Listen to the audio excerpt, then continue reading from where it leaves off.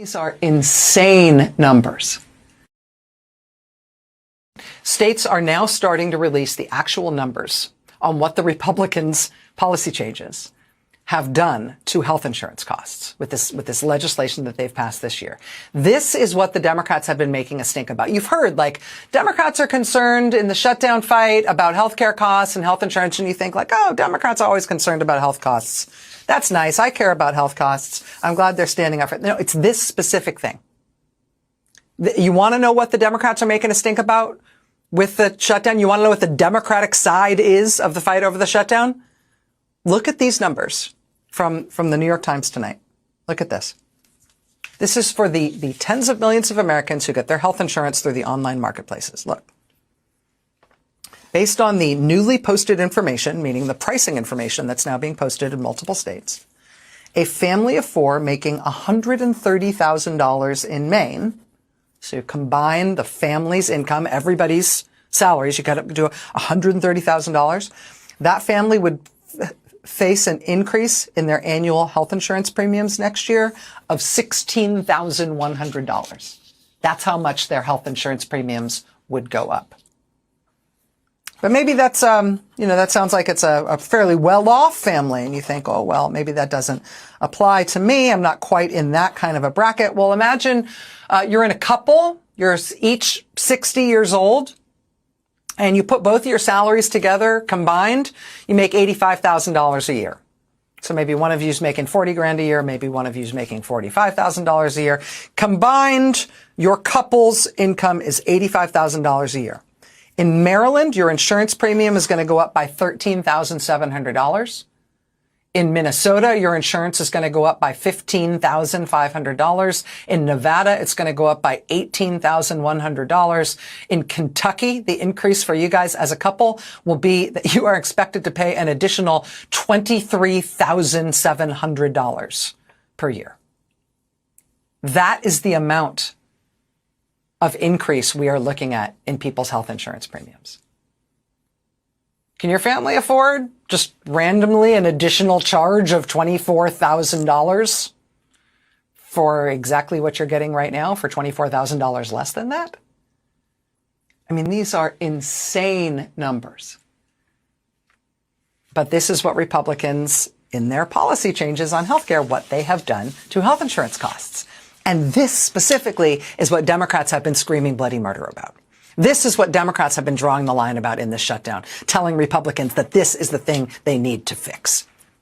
Think they're going to fix it? Think they will? Express something for me here. How can you say that they take no pleasure in this, and then the next minute say, oh, they're just having fun trolling people? Yeah. The government shutdown. On one hand, you say this is very serious, that people's jobs are on the line. The other hand, oh, this is just fun and games and trolling.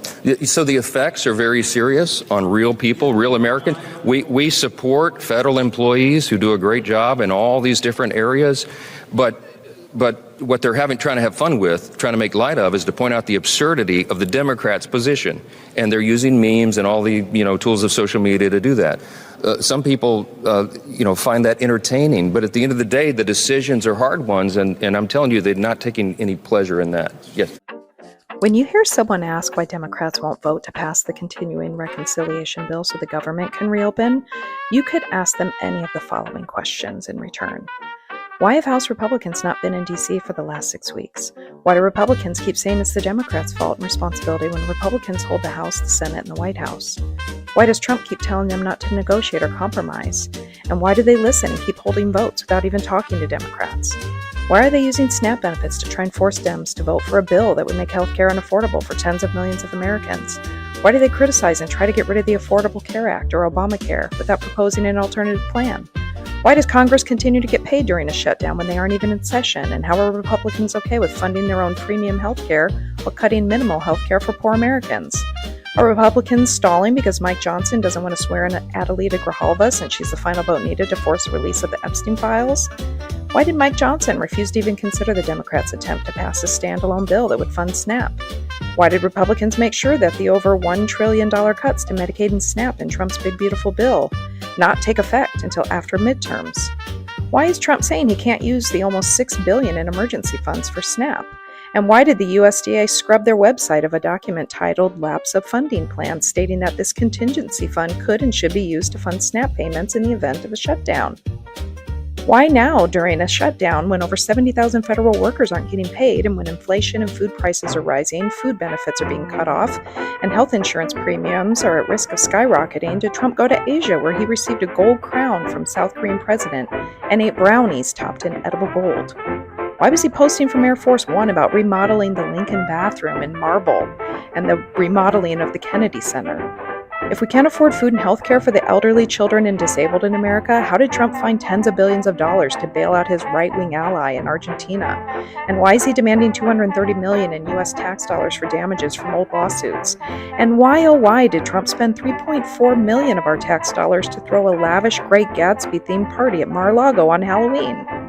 And did you also know that in less than a year, Trump has spent $60.7 million tax dollars for 76 golf weekends in Mar-a-Lago?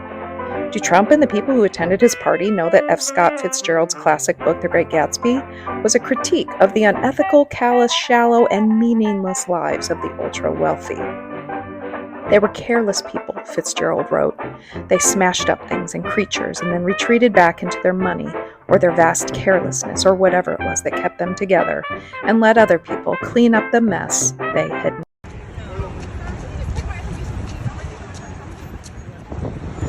Well, it has officially happened. The National Guard has officially arrested a civilian. The footage you just seen was taken by a DC local here by the name of Ellie, who saw this happening as it went down and documented it. It was right here in front of Union Station. When Ellie approached the scene, National Guard had a man face down in the middle of the road, putting handcuffs on his back. When they flipped him over, you could see his face was bleeding, scraped up. I'm not going to show his face just to protect the identity of the victim here. Now, you're going to say, what did he do? I don't know. We don't know. It doesn't matter. I need you to pay attention to what does matter here. What does matter is we have the military arresting civilians on American soil. That's a direct violation of posse comitatus. The only time the military is supposed to be conducting law enforcement activities is in the state of a national emergency. No such national emergency exists. That's why we're here protesting. We're protesting the fucking presence of Guard in DC. We're protesting in every way that we can think to protest. We're taking part in marches and activations in the city. We're meeting with Congress people. We're doing everything we can to protest Guard in the street. We're here on social media screaming to the high heavens we shouldn't have military on the street, because once the military begins conducting law enforcement operations on American soil, we are cooked. Now, we've been here since August 25th doing a 24/7 protest against the Guard in DC, and this is the first time I've ever seen them actually arrest somebody. I've seen them get involved when the police are around. I've seen them assist the police. I've seen them create, a perimeter while the police conducts law enforcement activity. I've seen them assist the police in many ways. I've seen them pick up trash, and I've seen them walk around restaurants and food courts, but I've never seen them arrest someone before today. And in my opinion, we're cooked. So, I need everyone to wake up. The Guard's out here because they want to normalize this stuff, and because they 100% plan on using the military on American people. And by the way, the Guard has not made any city that they are in safer, because the Guard is not law enforcement, and more law enforcement wouldn't make a city safer anyway.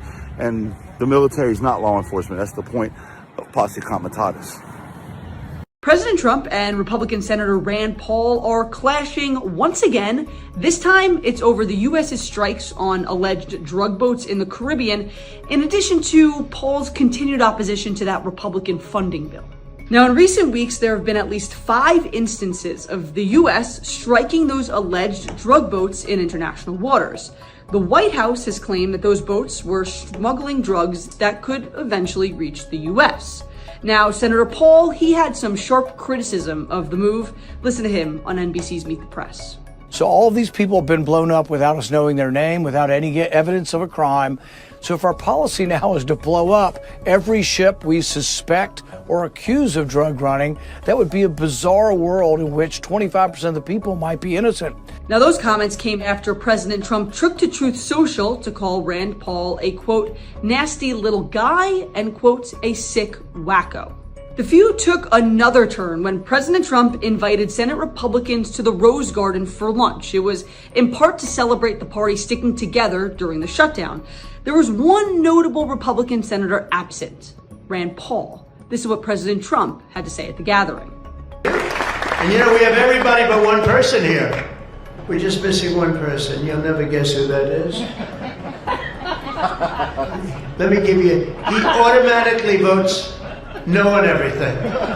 He thinks it's good politics. It's really not good politics. Look, if he wanted to come, I'd probably let him come, right? I'd let him come. Begrudgingly, but would let him come. Now, Senator Paul said he was never actually invited to the lunch, and he brushed it off on X, and he told us this in the Capitol.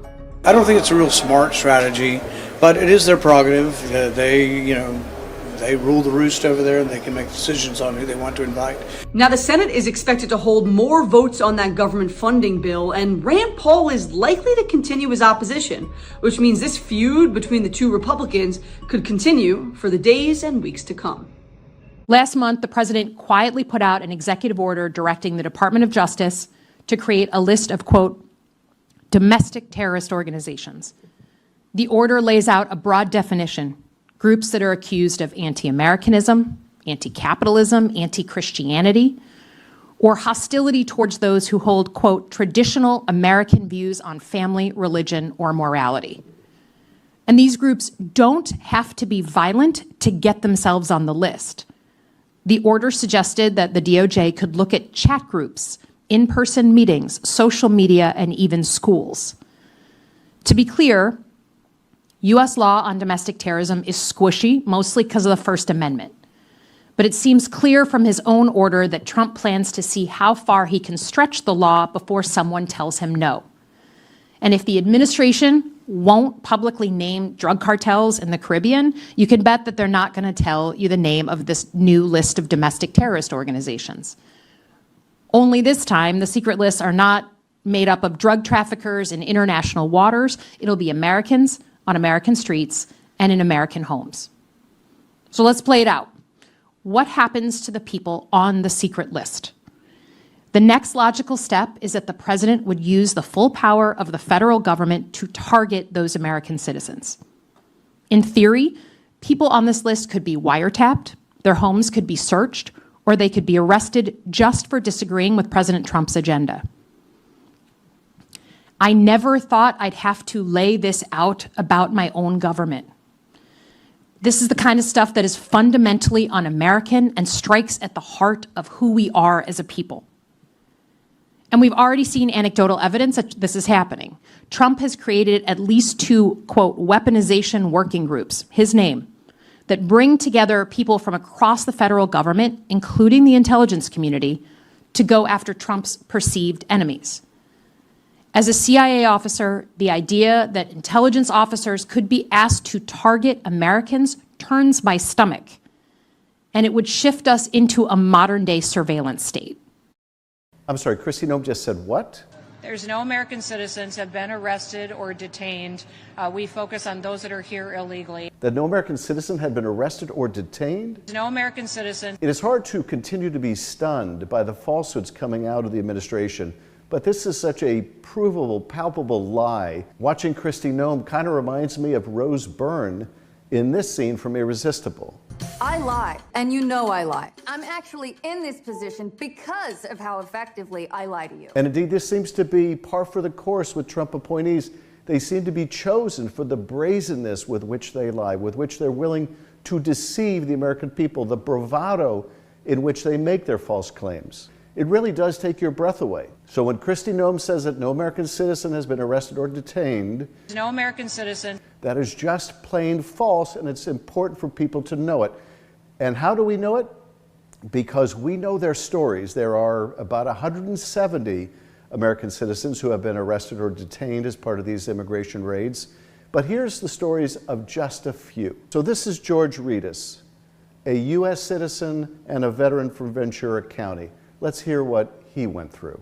On July 10th, I was driving to my security job at a farm in Southern California when I ran into an ICE roadblock and protesters.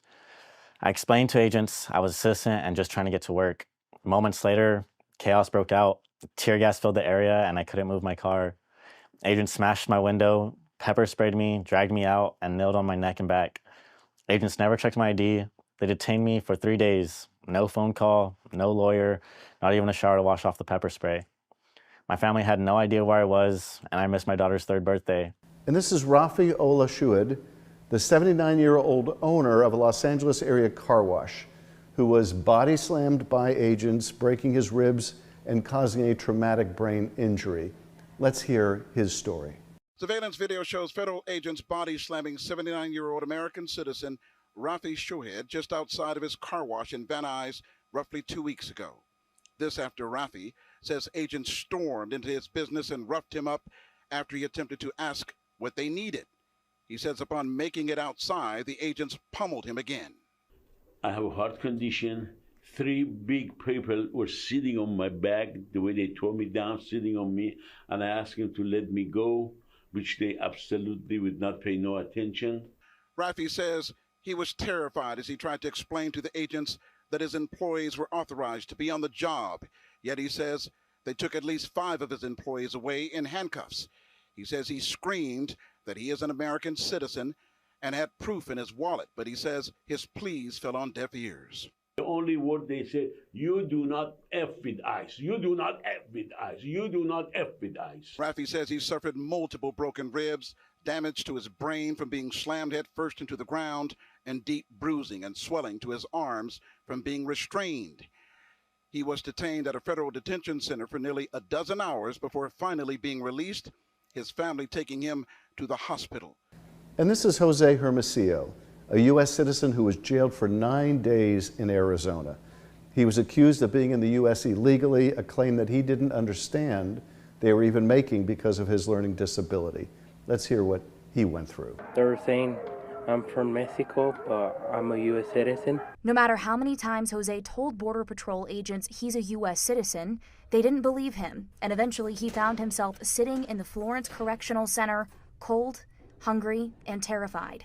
And this is the case of Andrea Velez, a U.S. citizen who was detained by ICE agents, accused of obstructing an arrest before her case was ultimately dismissed. Here's what she has to say. I take it day by day. That day, June 24th, Velez says her mom and sister had just dropped her off at work. It was like a scene, like they were just ready to attack and chase. Velez describes seeing unmarked cars and masked men in civilian clothing going after people. And all I felt was that he grabbed and just slammed me to the floor. Velez says she tried to tell the plainclothes agent who arrested her that she's a U.S. citizen. He said that I was interfering with what he was doing, so he was going to arrest me. And that's when I asked him to show me his badge number, his ID, identification. I asked him for if he had a warrant, and he said I didn't need to know any of that. So how is this happening in the United States of America?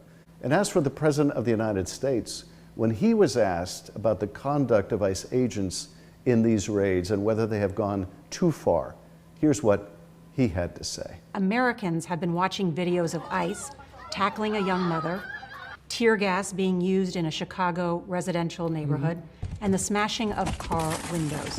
Have some of these raids gone too far? No, I think they haven't gone far enough. It's time for the Trucker John Livestream. Gonna be a good time. Oh yeah. The Trucker John Livestream. Come along for a good time. It's a good time, good time, good time, good time. Trucker John Livestream. It's gonna be a good time. Gonna be the time of your life.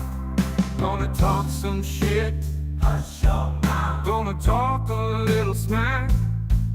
Gonna talk whatever comes of it. You're gonna always wanna come back. Well, yeah, it's the Trucker John Livestream.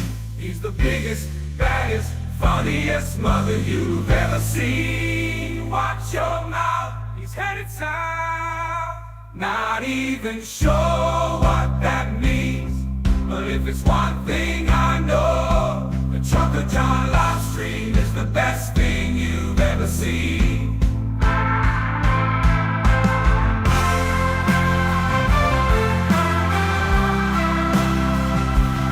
And now, ladies and gentlemen, the moment you've been waiting for. Trucker John.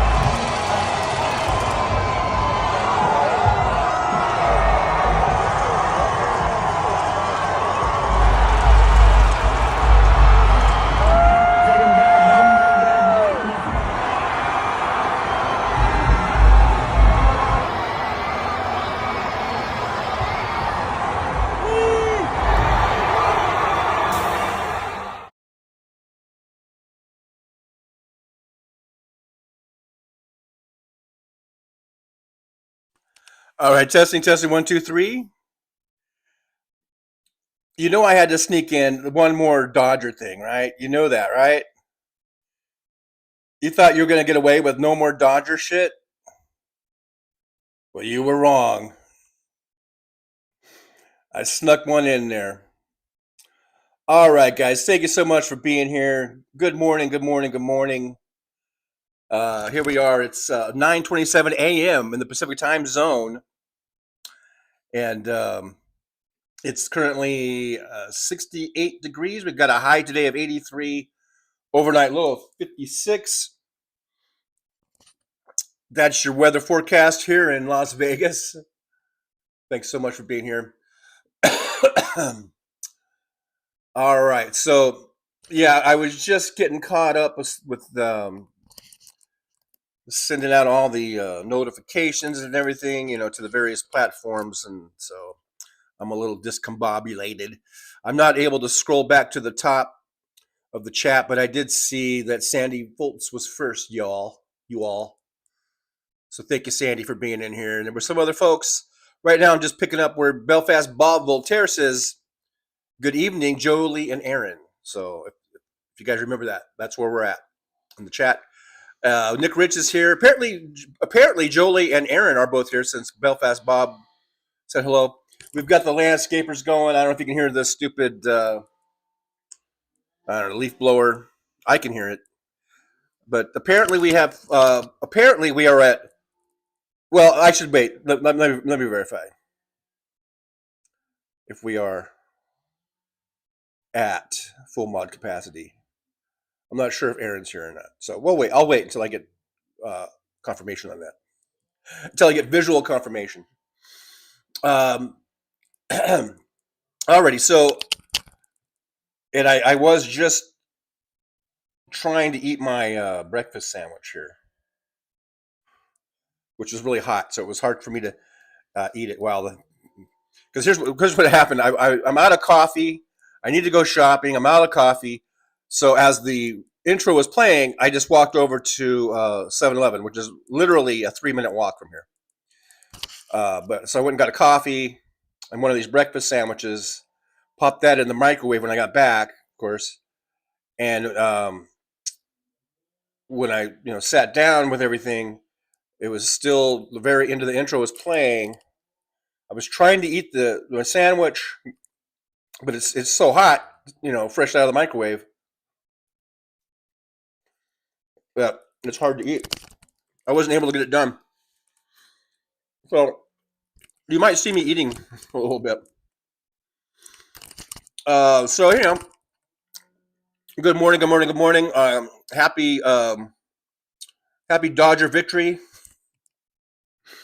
I'm just going to keep saying it all year long. Mr. Spock is here. Live long and prosper. One Vision is here.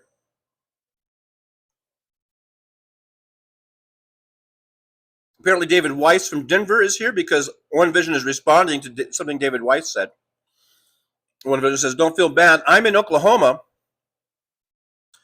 I got the porn watching head of the Department of Education who wants to teach maths, science, and trigonometry out of the Bible.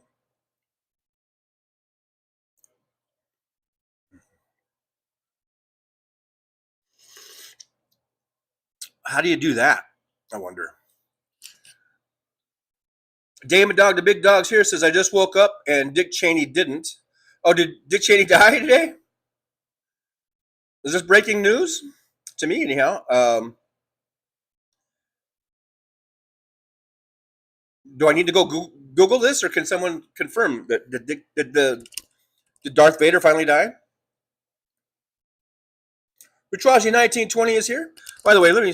You guys can't hear me, right? Yeah. Okay. Is this thing on? Is this thing on?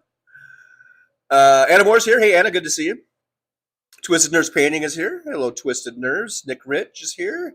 Deepity 5844, or Deputy Dog, as I like to, because of DPD, it always reminds me of Deputy. So yeah. Deputy's here. Let's see. Damon Dog, the big dog, saying hello. Mim J. Daniels from up there in Washington State is in the driver's lounge. Good to see you. Thanks for coming on in. One Vision says morning. In 45 minutes, it's afternoon. I would call this late, early morning, laughing out loud. Well, it's only 9:30 where I'm at.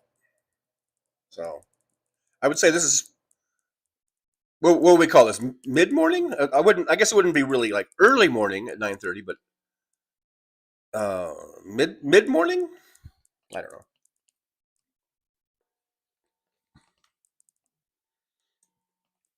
Still early enough?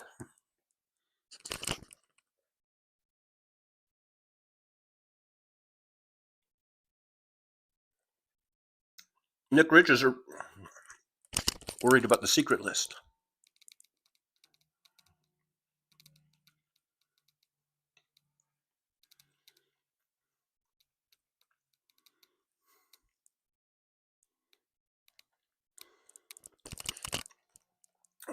DPD says, what? Slotkin is making an appearance? I am shocked. I'm telling you guys, I think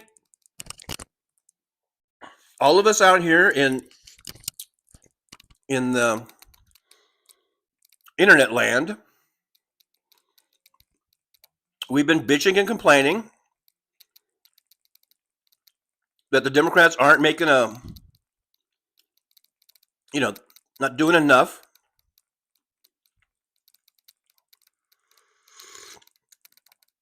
And I think it's working. I think they're coming out. Maybe they will make more appearances. At least, I mean, it's the least they can do, right?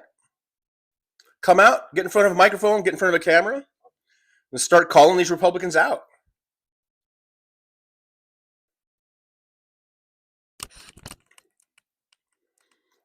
Tim Farrell, the Farrell one, is here. Hey, Tim, good to see you.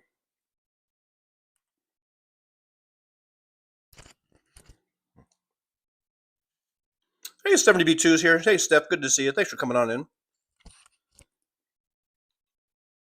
Always good to see Stephanie in the driver's lounge. Carrie C is here. Always good to see Carrie C.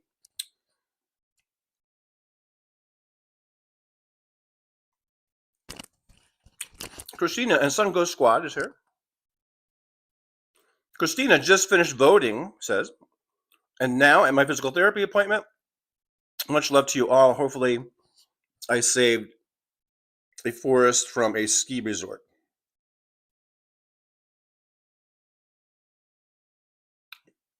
You don't like skiing? I know. Yeah, today is voting day. Here in Nevada, we have nothing. There was no elections in Nevada. We're like, no, we're good till next year. We have nothing.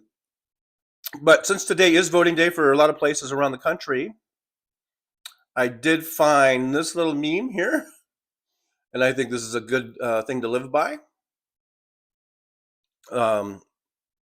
As you're voting, please vote out Republicans at every opportunity. Pretty please with sugar on top. We've seen that the Republicans are basically destroying our country right now, and we are in a constitutional crisis. That whole intro, if that didn't convince you that we're living in a constitutional crisis, I don't know what will.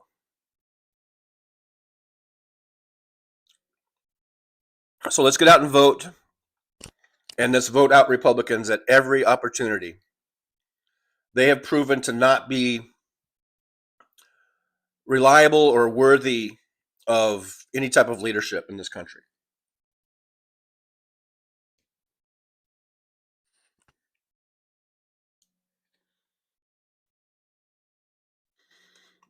Okay, so here I give thumbs ups from both Jolie and Aaron. So we are at full mod capacity.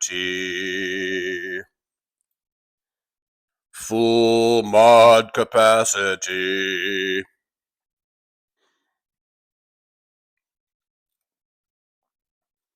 DPD 5844 says, oh, and please do not let the bomb threats, the military or Nazi Gestapo deter you or anyone from voting.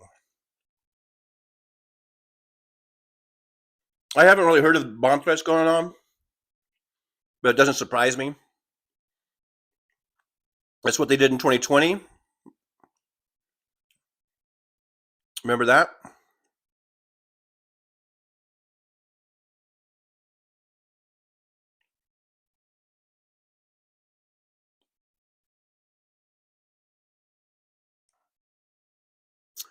WB2 says, puppy doesn't want me to watch, so it's difficult to chat. You got a puppy? Let me say something to the puppy. Hey, puppy, don't you like Trucker John?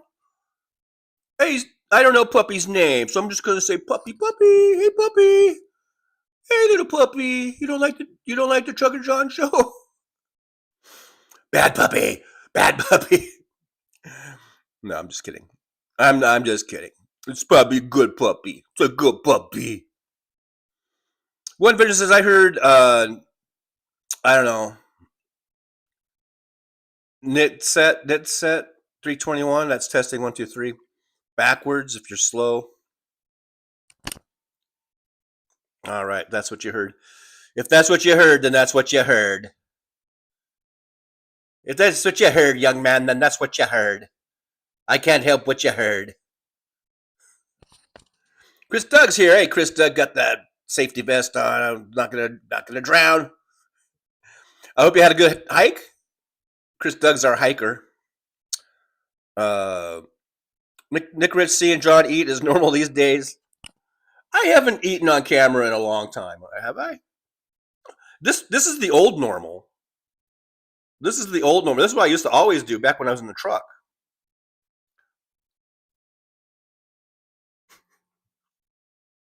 But anyhow, wow. Twisted Nurse says Vader's cardiac device has indeed given out. Chris Cheney is in room temperature.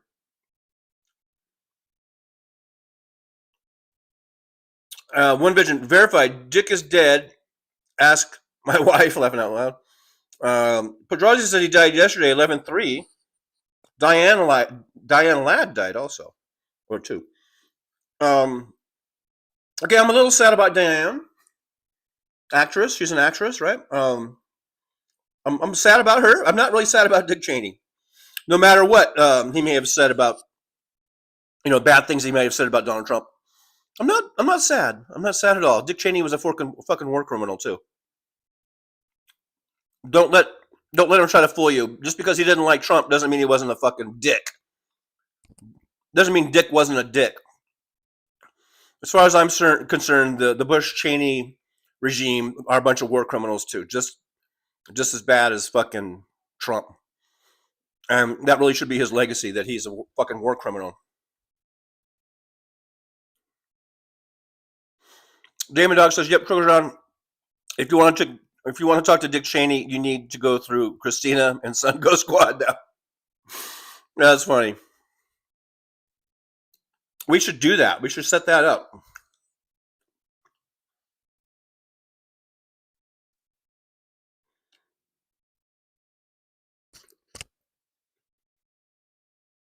Sandy Foltz is here, and Sandy says, "Go vote." Absolutely, go vote, people. If there's voting going on where you're at, where I'm at here, there's no voting in Nevada. Nothing. There's nothing on, no ballot, no nothing.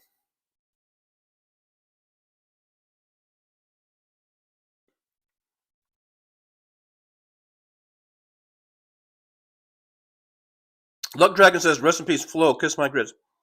Did Diane Ladd wasn't Flo? Was she?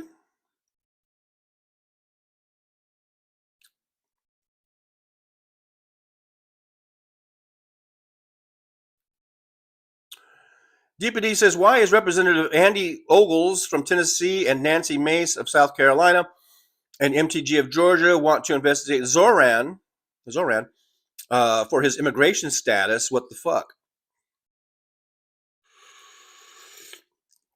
Because at the end of the day, they are Republicans, and they're dicks. They're dicks, basically. Like the sign says, "Vote Republicans out at every opportunity." There, that's my sign. One Vision says that if Dick Cheney would have shot me with a shotgun, he'd have been dead a lot sooner. There would have been some. You're saying there would have been some return fire, apparently.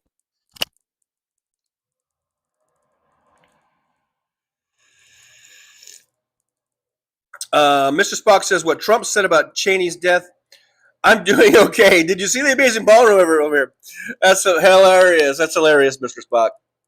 I'm sure that's exactly what he said. Petrozzi says, "No elections in Kentucky." Yeah, just like here in Nevada, we got nothing. We got nothing. I guess we're good until 2026.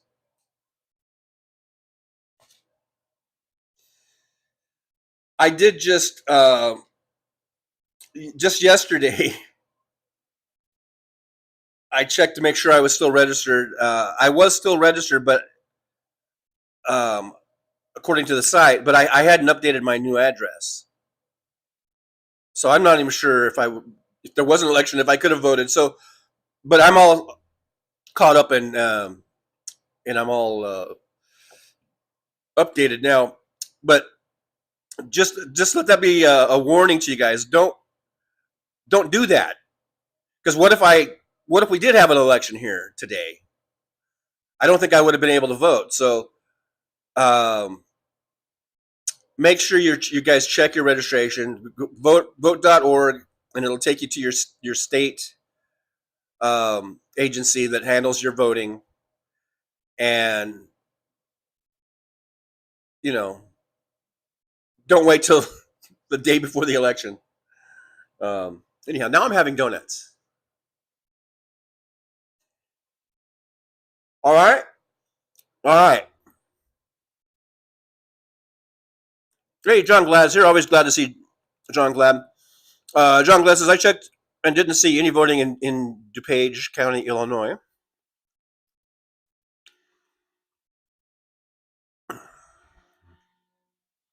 DPD 5844 says, "And TJ is indeed a good thing." Slotkin is speaking out.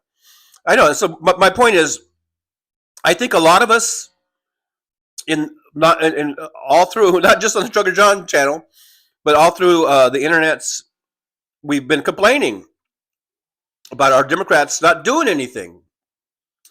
And my initial response is, well, there's not much they can do because they're in the minority. But then, I kind of changed my thought. I'm like, well, they can hold press conferences, they can get in front of microphones and cameras, and they can call out the Republicans. Don't let the lies slide. Don't let them get away with lying. And I think we're seeing more and more Democrats coming out, getting in front of those microphones and those cameras and calling them out. So I think, so good on them, our Democrat representatives, and good on you guys, I think, for helping to kind of light that fire a little bit. Jolie says no elections in Indiana, just a few school districts, but not mine. Paul Sharkey Mannion from across the pond is here. Hello, Paul Sharkey Mannion. Good to see you. Thanks for joining us today. Chris Doug says that rape publicans, I think it could be like Replicans or something. Anyhow, I know what we're trying to do here. Rape publicans are scared shitless of a social democrat becoming mayor of New York City. That means moderate and mainstream Dems can win House and state and Senate seats and governor elections. FAFO. I think it's going to be a landslide in 2026 for us. Now there are some elections going on today. I believe there's I think governor of New Jersey, and I think there's a Democrat running in New Jersey, a gal. Am I allowed to say gal without getting crucified? I think she's a gal. And I believe the polling had her just absolutely way up. And I haven't seen it's still way too early, even on the East Coast, for any results. But that's one to kind of look at as being maybe a bellwether type of a thing. So there might be a few key elections around the country to look at. I know we're all kind of eager to see it. I think Rachel Maddow up there, she's going to have an election show today, and probably some others. So it'll be interesting to see. And I really do hope that any of these partisan elections, I really, really hope that the Democrats just kick the shit out of whatever Republican they're running against. Metaphorically and peacefully. I hope they kick the shit out of them. Metaphorically and peacefully.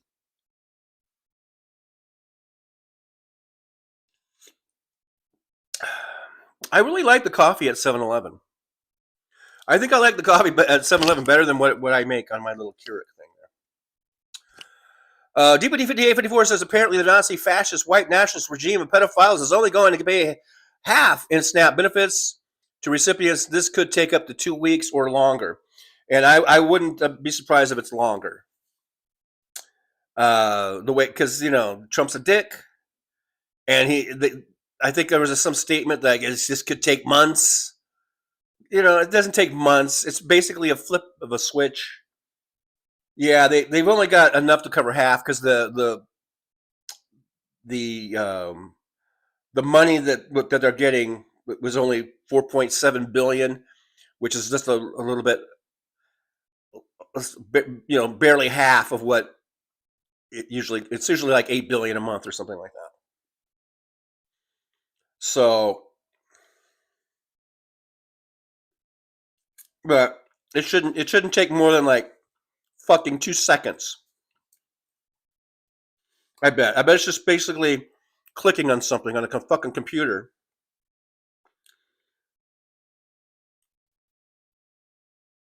This is why I want to run for Congress. I was joking about it.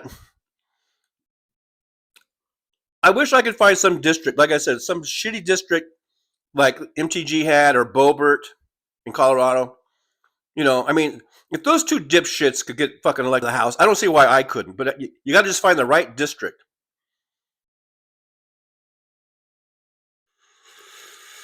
I wasn't looking at the districts so much yet here in Nevada, but I did look at, because when I was updating my registration yesterday, I was on the Clark County, or maybe, I don't know if it was Nevada State or Clark County or whatever it was, website that where that was at, and they had some voter registration information, and they had a chart that broke down all the registered voters and who they are affiliated with.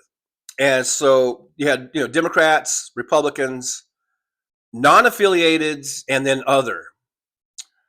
So between Democrats and Republicans, there's more Democrats registered in Nevada by about 80,000 people. I believe I think it was like I think for Democrats it was like 400 and I don't know 60 something thousand, and for Republicans it was like 380,000 or something like that. So there's more Democrats registered than Republicans, and I'm not sure if that's really a huge margin, about 80,000. It's a significant number. I guess it's a good number. I think it's good that there's more Democrats than Republicans, but it's not like it's 2-1 or anything like that. It's basically probably with a couple percentage points or something. And then that makes up about what over 700,000, a little over 700,000 people. The number of unaffiliated registered voters was 600,000, and the number that were other was another 100,000. So between the non-affiliated and I guess the third party is 700,000. So that's like 50% of the registered voters in Nevada are not affiliated or in a third party, mainly non-affiliated. 600,000 non-affiliated or unaffiliated. And what my question is, okay, how do those people vote? And do they vote? I mean, it's one thing to register, right? Because we know, at least on the broad spectrum, if all the registered Democrats would actually fucking vote, I don't think we would lose any elections, any races, hardly. So many people register, but they don't fucking vote. So I don't understand that. That's one thing I don't understand. Why register and then not vote? But anyhow, so of the 600,000 that are unaffiliated, and of those that vote, because I bet you a lot of them don't vote either, just like the Democrats and Republicans have people that don't vote. But of those that do vote, I want to know how many vote. Is it out of the 600,000, do 20% of them vote? Do 50% of them vote? Do 75% of them vote? I don't know. And who do they vote for? Where do they lean? Do they lean Democrat or do they lean Republican? That's what I want to know. And then I want to know how to touch those people, how to get those people involved. The unaffiliated, they make up 50% of the registered voters. And I don't know if this is commonplace across the country or not, or if this is unique to Nevada. I haven't done that much research. And this was like accidental research. I just stumbled upon this thing when I was updating my voter registration. But it made me really think, like, wow, 50% of the registered voters in Nevada are unaffiliated or third party, like 100,000 of them. So mainly unaffiliated. I mean, they're not registered or affiliated with any party. They're just registered to vote. And if I were running for Congress, I would want to know where those people are at. How can I get them to vote? And how can I get them to vote for me? And how can I get, why are they unaffiliated? And would they consider throwing a vote my way? I need to find a district here in Nevada. It's so spread out, though. I would probably have to end up being out in the middle of fucking nowhere.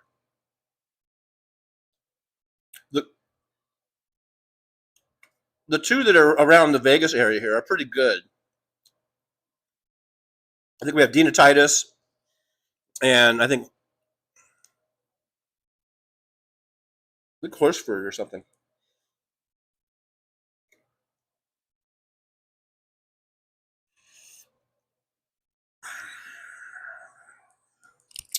DPD says, wait, what? Diana Ladd passed away? Apparently. So, rest in peace, Diana Ladd. Don't give a shit about Dick Cheney, though. Oh, Diane Ladd. AM says Diane Ladd was one of Charlie's Angels. That the blonde, the other blonde, was that Diane Ladd? Wow. Rest in peace. Alton Gillespie says Melania's don't like Trump either. That don't make her good. I know that don't make her good. Yeah, Cheryl Ladd. Yeah, Chris, like Cheryl Ladd was. That's what I thought. I didn't think it was Diane Ladd. Diane Ladd is different. Yeah. Paul Burrows getting evicted from my rental 5 days before Thanksgiving and losing my federal job December 24th. Happy fucking holidays. Wow. Sorry to hear that, Paul. That's fucked up, man. That's fucked up. I'm really sorry to hear that, Paul.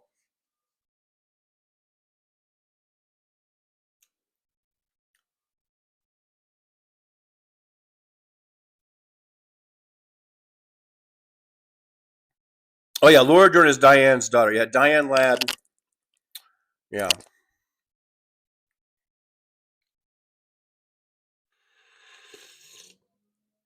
Okay, Luck Dragon, we need to get this straightened out. It says, don't let Dick Cheney's death take away from Cheryl Ladd. Like she would say, kiss my grits. Okay, it's not, first of all, it's not Cheryl Ladd, it's Diane Ladd. Cheryl Ladd was in Charlie's Angels, not in Alice's Restaurant. I don't even think Diane Ladd was in Alice's Restaurant. Maybe she was in the movie. Or maybe she was in the TV show. I don't know, but she wasn't the title role. She was a supporting role, right? I think maybe not. I don't know. Maybe I need to be updated on that. But it's Diane, not Cheryl. As far as I know, I don't even know if Cheryl Ladd's still alive. To tell the truth, at this point. David Dog says chocolate wax donuts. Actually, these are Intamins. I don't believe that these are the wax donuts. I get Intamins; they're a little more expensive, or a little more, they cost a little bit more. Because I believe this is real chocolate. I don't think Intamins does the wax thing. And that's why they're messier, and I'm getting chocolate all over my fingers and shit, and all over my teeth.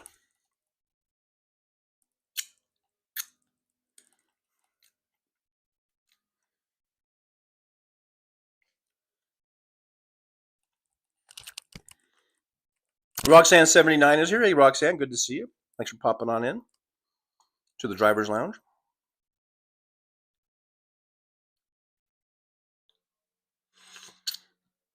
William is here. William says, just voted in my election in Philly. Straight blue. Good for you, Straight blue. It's good for you to vote straight blue. Or something like that.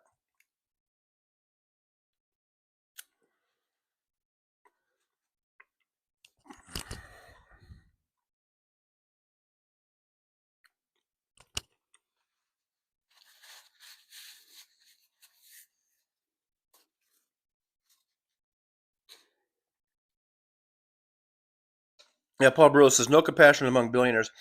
Did you guys see the clip yesterday? Or I saw it yesterday. It might have been from earlier, but I don't even know who it was. Apparently, he was some millionaire or billionaire, and he was saying how, like welfare and SNAP benefits, that people should just be like basically groveling and just be thankful that they get anything at all, and that they're not entitled to anything, and if it gets taken away, that they shouldn't be crying about it because they're not entitled to anything anyhow, and they should just be grateful for whatever they get, whatever little crumbs they get. I don't know who it was, But whoever it was, I really felt like punching the guy in the fucking face. You know, just some rich fuck telling us we should just be grateful for whatever little crumbs we can get and to shut the fuck up if we don't get our crumbs.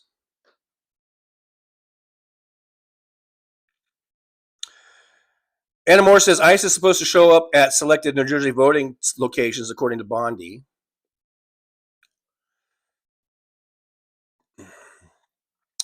You know, we saw the clips in the intro of all the people being abused, physically abused, and beaten and hospitalized for their injuries. I really hope that when all is said and done, that these people can just sue the holy fuck out of all their attackers, all these fucking attackers. So I hope they get hit criminally and civilly.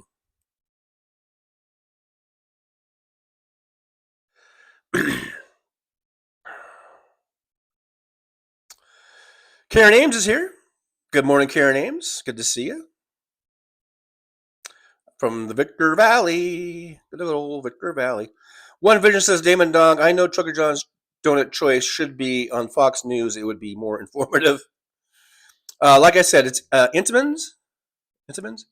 And I don't believe they use the waxy stuff. I think it's real chocolate. Sandy Harrington, not Sandy Foltz, Sandy Harrington says, AM PM gas station had the best coffee in my hometown. Richard's here. Is this our expat from down under? Hey, Richard, good to see you. Says, hooray, the LA Dodgers won the World Series against Toronto Blue Jays. Yes, they did.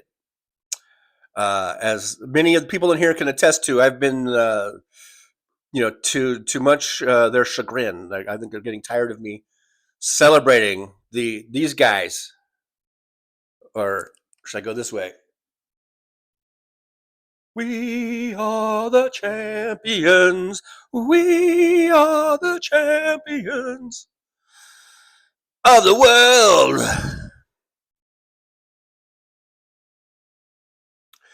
DPD says, Paul, please call United Way.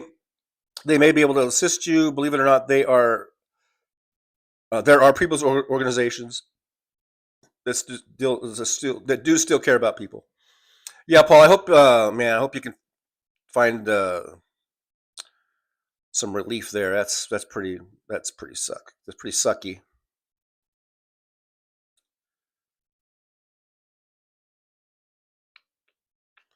Sandy Harrington says he wants that money for himself somehow.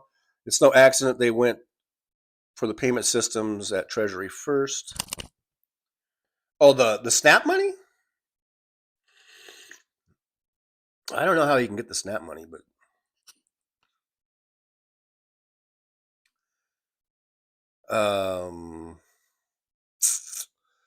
yeah, Richard watching from Australia, 3:50 a.m. Bright and early for Richard over there, down under, eh? You're gonna put a shrimp on the bobby?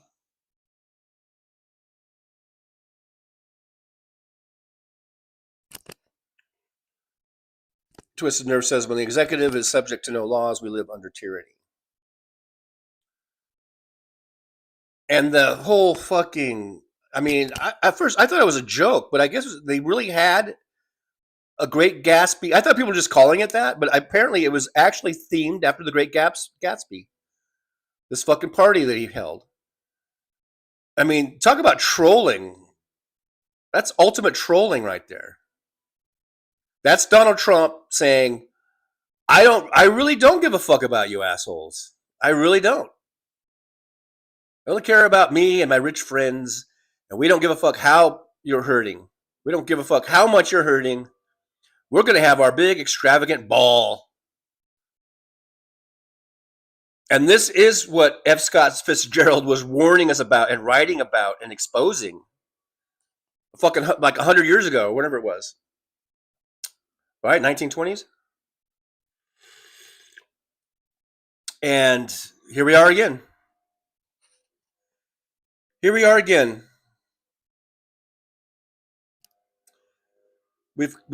come back to the roaring 20s.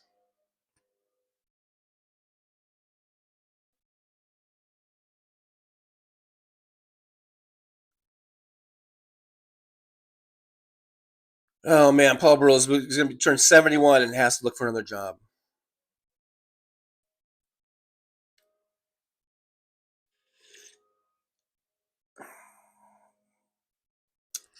That really sucks, man.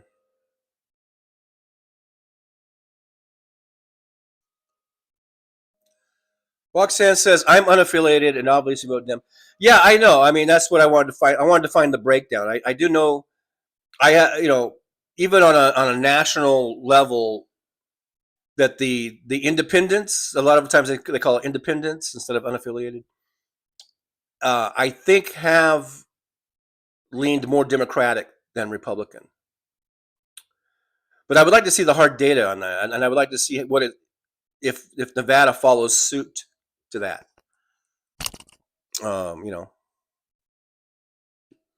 If those unaffiliated, if they are leaning left or right. Chris Doug says in a state with 9 million people, New Jersey has 2.3 million non-affiliated registered voters. But at least that's not 50%. Here in Nevada, it's like 50%, man. Or if you take away that 100,000 of the third party, then it'll be a little less than 50%. But Karen Ames says, we tried to be unaffiliated, but if you want to vote for president, you have to choose a party. I don't believe that's true in the general election. It might be true in the primary. Well, actually, you're in California. I thought California was a jungle primary now.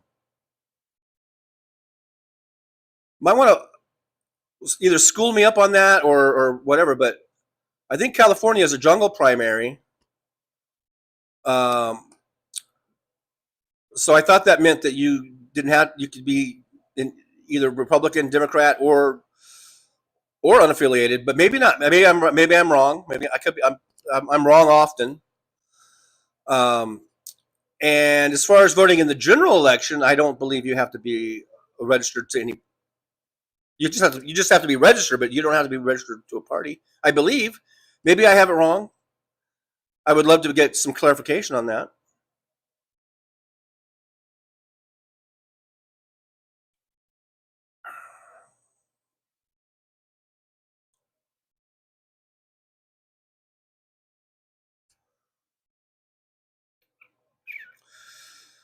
Richard from Down Under says the electoral college system voting should be scrapped. A lot of us share your sentiment there, but we can't just snap our fingers and make it go away. It takes constitutional amendment to do that. Sandy Foltz says that Kathy Hochul is running again. I'm going to vote for her. Good for you, Sandy. Sandy, what are you eating? I was eating chocolate donuts, and I had a breakfast sandwich. Sausage and egg breakfast sandwich. I don't know if you guys can hear the leaf blower, but I can sure hear it. And it's annoying. I don't like it. And it is... it's not good. Marsha Jones says Trump is threatening to deport Zoran if he wins. How's that allowed? Well, that's not allowed because he's a U.S. citizen now. That doesn't mean he won't do it because we see that he's lawless. We see that Trump is lawless. That's why I'm saying we are living under constitutional crisis. The Jolly Ginger Giant guy told you right there that posse comitatus is being violated. We now, by my latest count of the extrajudicial executions that are being carried out in the Caribbean, by I guess apparently the body count there is up to 65. That's as of yesterday. I don't know if there's anything that's happened since then. So I don't know. It's only being allowed because Congress has capitulated. You know, the Republicans in Congress that have the majority have capitulated to Trump. In other words, they've given him all their power. The Supreme Court is, same thing. We're in a tough spot here. We're in a pretty tough spot. Now, fortunately for Zoran, he is such a high profile person, especially if he wins today. If they deported him, that would be a huge, huge story. And I would think that every governing body available that could keep him from being deported would do it. But it would be a huge story. So I don't know. With Trump, he just spouts a lot of shit. But he did say that he would withdraw federal funding to New York City, which I again don't. He's not legally allowed to do that. He can't just do that. But as we know, he's getting away with a lot of shit that he's not supposed to do. So who knows?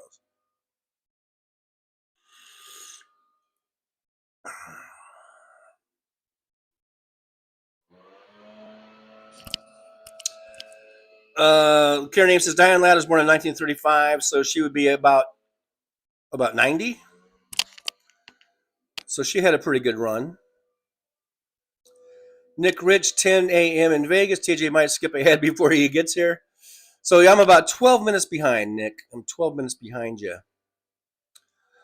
Roxanne79 says, I buy Intamin's chocolate donuts. I get the big ones, and I'm very protective of them. Jen said I gave him a death look when he touched the box. Yeah. Yeah, Intamin's is a good, good brand for being, like store-bought. Richard says, congratulations to the LA Dodgers winning the World Series. Absolutely. Congrats to my team. That's my team. That's my team, man. My freaking team. Sandy Foltz says there's no voting for the governor or mayor of Vegas. There's no election this year. This is an off year. So nothing going on this year for us. Richard says I have the same baseball cap as Trucker John. All right, Richard. MJ Daniel says, why don't the peasants just know their place and do as their betters tell them? Wrong fucking country for that shit. Yeah. That's their attitude. That's these fucking billionaires' attitudes.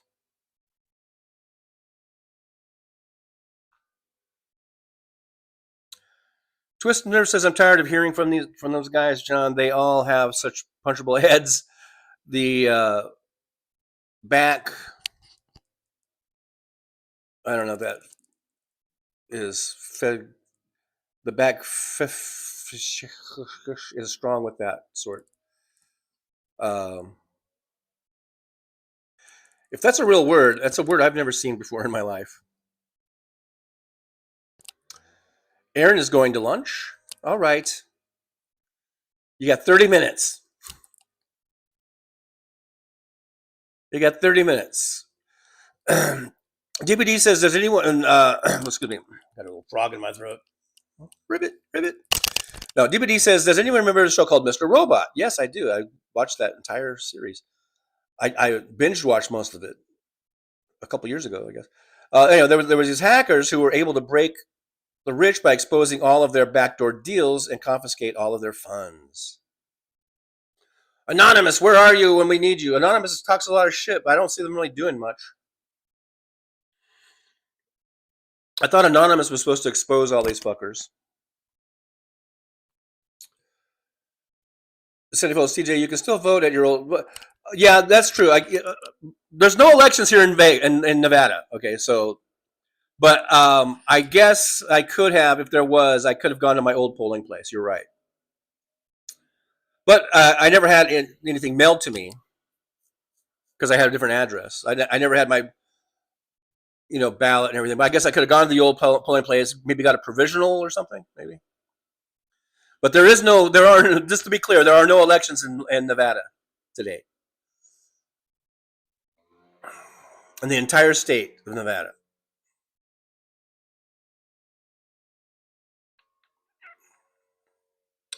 One vision says Trump refused judges' orders to use emergency SNAP, won't pay till the government opens. Yeah, here we go. Another case of our lawless president. We are living in a constitutional crisis. We have a lawless president who won't follow the law, who thinks he's a dictator. That's why we have the No Kings movement. And that's why these dipshits Liberal Dan went on the show last week with these fucking right-wing dipshits, and they wanted to make a big deal out of the No Kings movement and make fun of it. Because we don't have a king. We don't have a king. Exactly, motherfucker. That's what we don't want. We want to prevent. And we have a so-called president who thinks he's a king, is a wannabe king.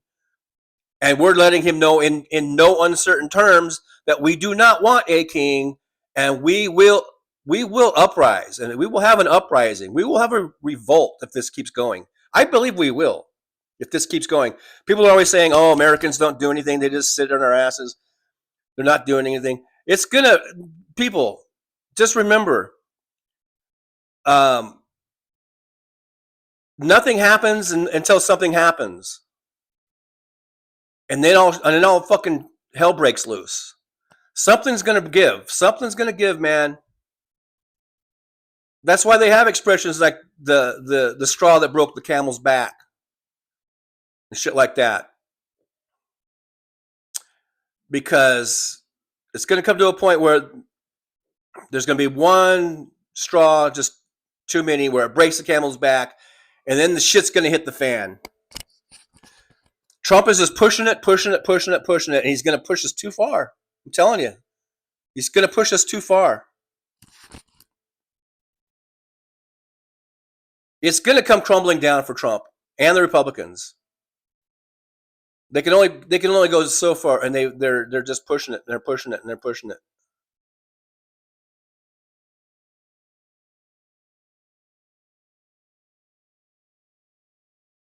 Marsha Jones says, Alice doesn't live here anymore, and Rambling Rose were Diane Ladd. But in the movie Alice Doesn't Live Here Anymore, was she the title character? Did she play the title character? Was she the lead, in other words?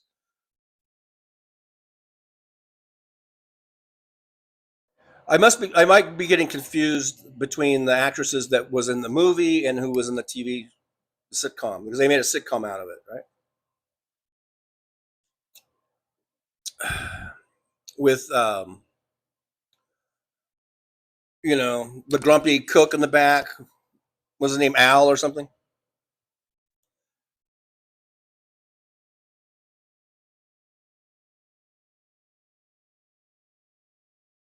Lady Lake, Karen Ames says, did you guys see he had a girl in a margarita glass at the party? Yeah, I saw that just from the clip. I guess that was on the Daily Show from Jon Stewart.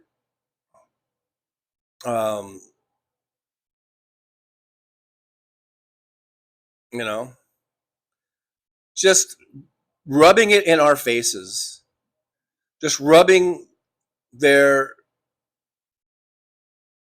excesses in our faces.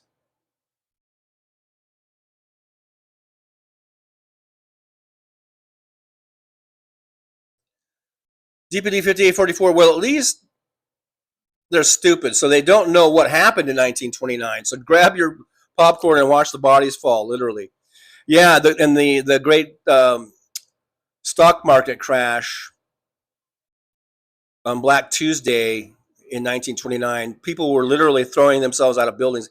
It was like 9/11, except it wasn't terrorists that ramming planes into buildings. It was the stock market crashing, and these people lost fortunes in a second, and they were so distraught they were throwing themselves out of high-rise buildings. So yeah, let the bodies fall, motherfuckers. Let them fall.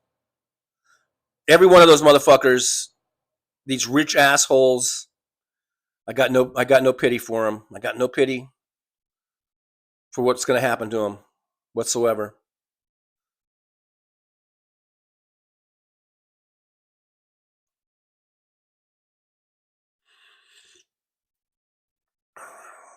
So Lady Jaka Karen Ames says, we could vote unaffiliated in general and had to choose a party to vote for president. We were unaffiliated and had to register for a party. Okay, this isn't making sense. We could vote unaffiliated in the general election is the one at the end. So you said you could vote in the general and had to choose a party to vote for president. None of that makes sense to me. We were unaffiliated and had to register for a party. I don't know if you're confusing the primary with the general. I don't know, that doesn't make sense to me. Now, I lived in California, but I was always registered as a Democrat, so I guess I can't relate. But I moved here in here in 2019 to Nevada. But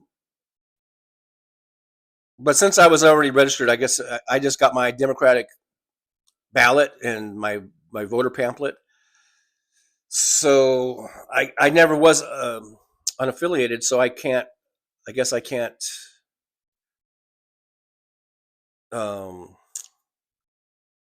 speak on it. But the way I thought, it used to be closed primaries. So in other words, to vote in the Democratic primary, you had to be registered as a Democrat. To vote in the Republican primary, you had to be registered as a Republican. Those were primaries. That's not general. But then they switched to I think it's a jungle primary, where everything's all mixed together. Republicans, Democrats, I guess third parties, everything's all mixed together in the primary. And any registered voters can vote in the primary, regardless of what party, or if you're not with a party. This is what I thought, and this is what I understood it as. And then in the general election, and then in the general election, I thought you just had to be registered. You didn't have to be registered with a party to vote in the general. You just have to be a registered voter to vote in the general election, to vote for president. So I don't understand. I don't understand that, Karen. I really don't. That makes no sense to me. But like I said, I was always registered as a Democrat, so I can't. I don't have any experience with being unaffiliated. But I thought in the general election, all you had to be was registered to vote, but you didn't have. You could be unaffiliated, or you could be any party or whatever. But as long as you're registered, you could vote in the general election. I don't know. It's a mystery to me.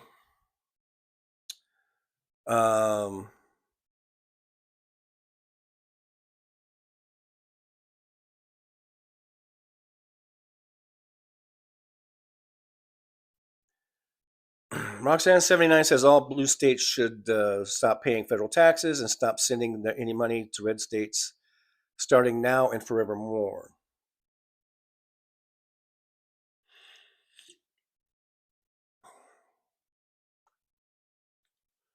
Again, I agree. I don't know if that's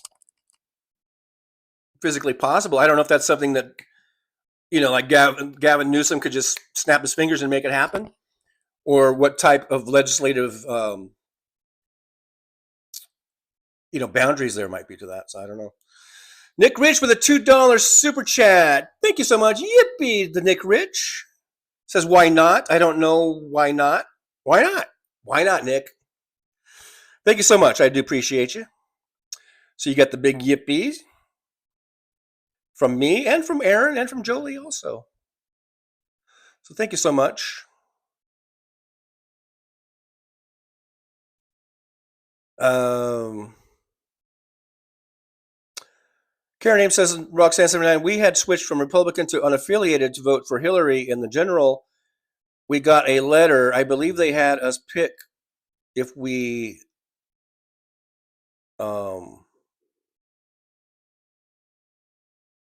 if we I know it's not eat to vote, but I believe they had us pick if we wanted to vote for president. I don't know. That just is perplexing to me.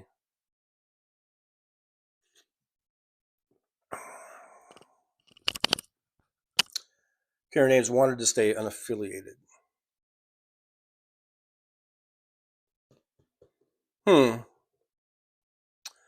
Mr. Bob Newell, I haven't seen you in a while, but I still can't hear you. Chris Doug says, for the red state voters that own farms that have lost their Department of Agriculture subsidies and have no cheap migrant labor to harvest your crops, FAFO. Yep. Twist Nurse says Trucker John is German for very punchable head, basically. Well, no wonder. I'd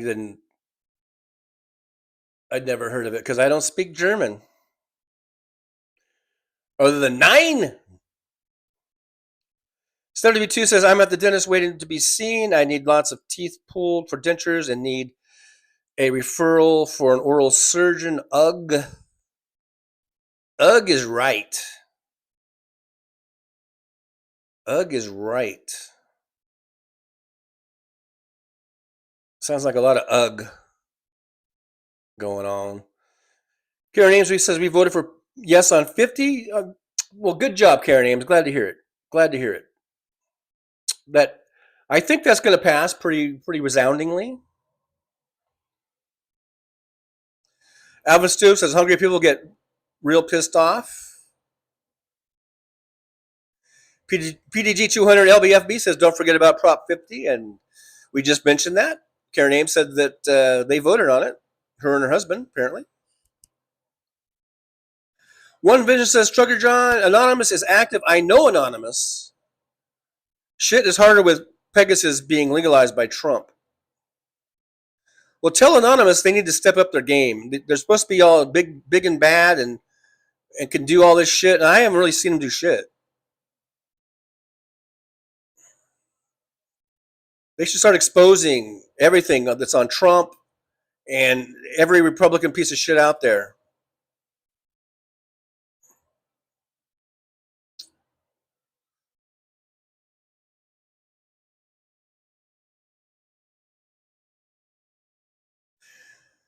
DPD 5844 says there's a reason why the regime is targeting Venezuela, the Caribbean, and Nigeria. They want their resources, oil and precious minerals. Also, they can enrich the oil companies here. That may be true, but I think it's more of a wag the dog situation. Just more diversion to keep us from talking about Epstein files. I really think that's more to do with it.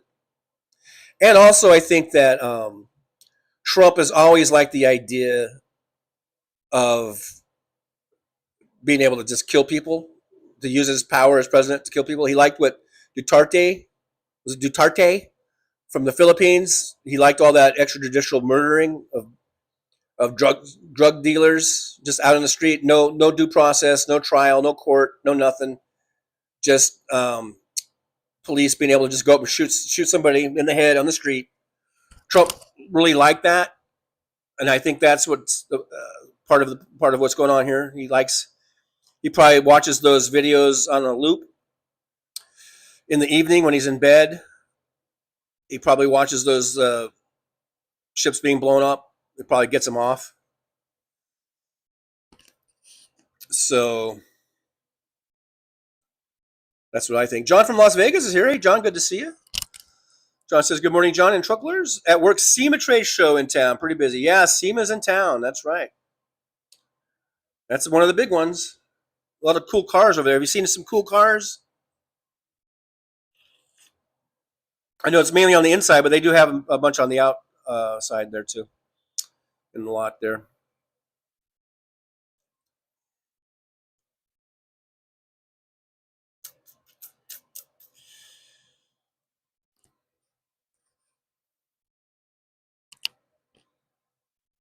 Mel. Oh yeah, not Al. Chris Doug says Mel. Yeah, because was it Mel? Played by Vic Tayback or something, I think, was the actor.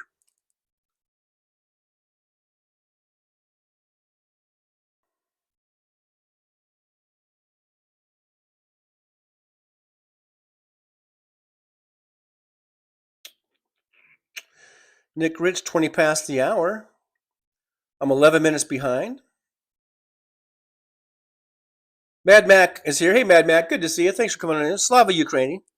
Mad Mac says, revolt won't happen unless people are willing to believe the proof in front of their faces that they cheated in the election, not sit around saying, prove it to me. Look into ourselves and see it. When enough people are out on the streets being kicked out because they can't pay their rent and they got no food, and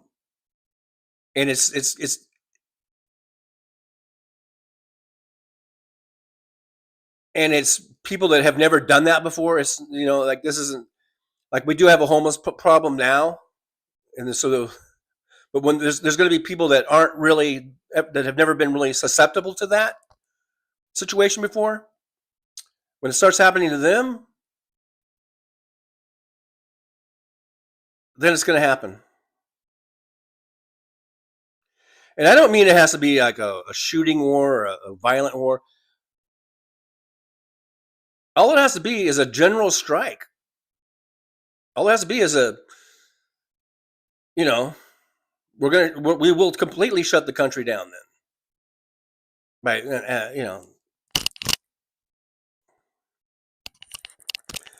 And people like MTG and other Republicans, they're hearing it too. They're hearing it from their constituents. That's why you're hearing MTG come out and say things against Trump without saying his name. So far, she isn't saying his name, I guess, but they're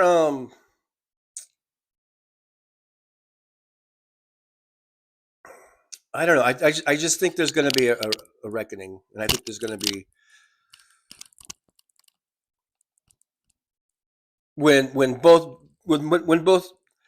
Republicans and Democrats come together, and we're seeing more and more Republicans that they were in the No Kings marches. We see more and more Republicans. That was one of the polling with Rachel Maddow. I guess it wasn't in the intro, but it was a different thing I was watching about the all these different polling about Trump's popularity is going down into the 30s, and then one of the questions was, I think, if I can remember exactly, it was like, what percentage of people consider themselves to be MAGA, basically, and it was something like 36%. And then another poll question was like, do you consider yourself to be like in favor of or approve like the No Kings movement or No Kings protesting and marching?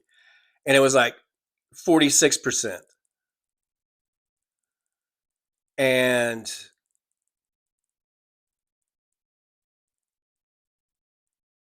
I don't know, somehow I forget the exact details, but in Rachel's report, it was like, this would indicate that there are a lot of Republicans and a lot of people that have voted for Trump that are coming over to like the No Kings movement and abandoning MAGA. PTG 200LB says Ellen Burstyn was the lead in Alice, doesn't live here anymore. So Diane Ladd must have been Flo or something. Whatever the other waitress was. No, wait a minute. Now, again, was Diane Ladd in the movie or the TV show? Because I can't remember.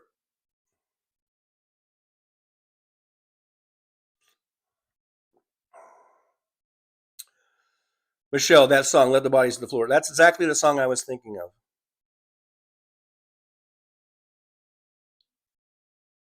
Petrozzi, 1920 says, in Kentucky, if you're independent, you can't vote in the primary, only the general.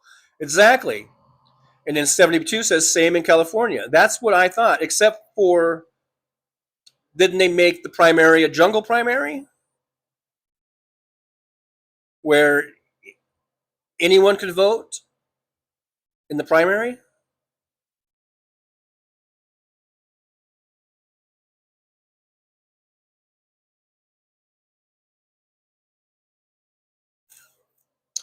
Yes, Sandy Fo says, Paul, you can, I think, maybe apply for unemployment or social services. That's what I was thinking too, Sandy. I didn't want to get too much into Paul's business. I don't. But I was thinking that too. There could be Social Security. Could you collect Social Security at 71? You certainly could. But I don't know. I don't know Paul's history. I don't know. Maybe Paul's never had like a job that paid into Social Security or something. So I don't know. But yeah, hopefully there are things Paul can do to get help.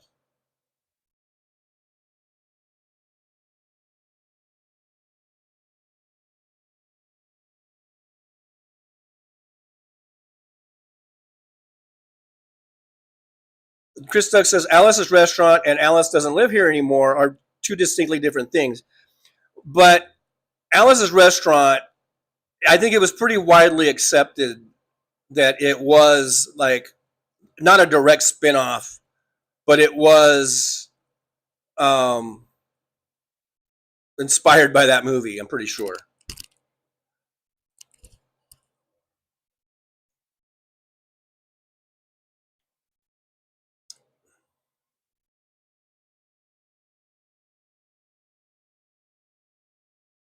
Chris Doug, Alice's Restaurant is a song by Arlo Guthrie. Okay, well, whatever that show, there was a TV show. And it wasn't called Alice Doesn't Live Here Anymore, I don't believe. It might have just been called Alice. I don't know. And it was inspired by that movie.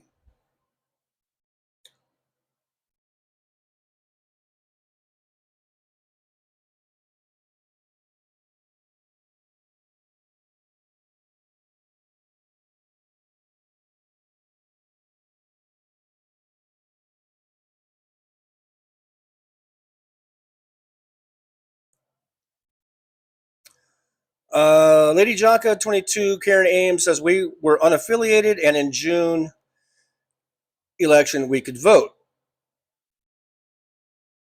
And that would probably be the primary, right? To vote in November, which would be the general, for a president, then we had to register for a Democrat or a Republican.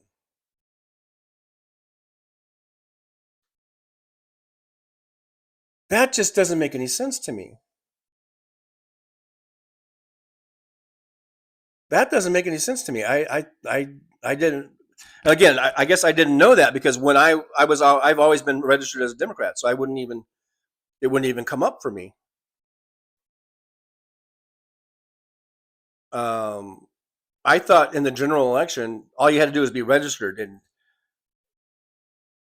and you didn't have to be registered with any particular party if you didn't want to, and you could still vote. That's what I always thought. But again, I was always a registered Democrat, so I never.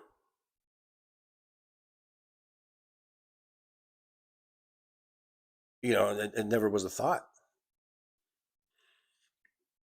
Karen Ames says, I always get the primary and general mixed up. Yeah, the primary is the first one. That's when they have all the different nominees and people running. And then that's what narrows it down to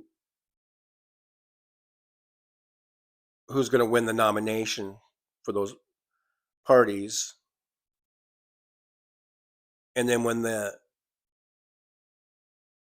and for president, yeah, like I kind of skipped over what One Vision was saying, but then it's they get there's like super delegates and all that. It goes to the conventions and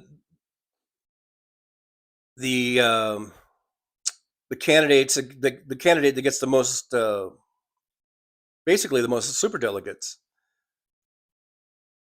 will get the nomination. And then you have the general election. So you have the two major parties. They go head to head in the general, and then you could have also third parties in there too on the general election. But they had to. I think in order to be on the ballot, you even in the general election as a third party have to meet a threshold, or at least be on enough states or something to get on the ballot.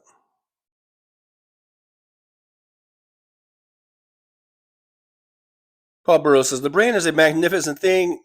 It starts working in the mother's womb and doesn't stop until you are elected to Congress. That's pretty funny. Hey, Danny Pomeroy's here. Hey, Danny, good to see you.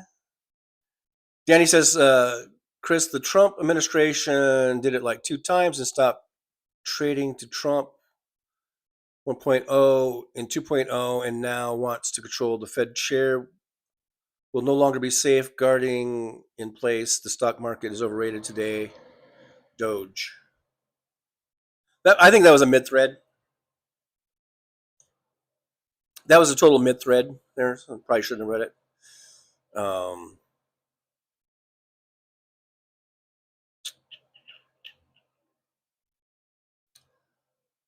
Yeah, Aaron West says, Lady Jocka 22, you should be able to vote for president as unaffiliated. I'm pretty sure, but yeah, I don't want to argue.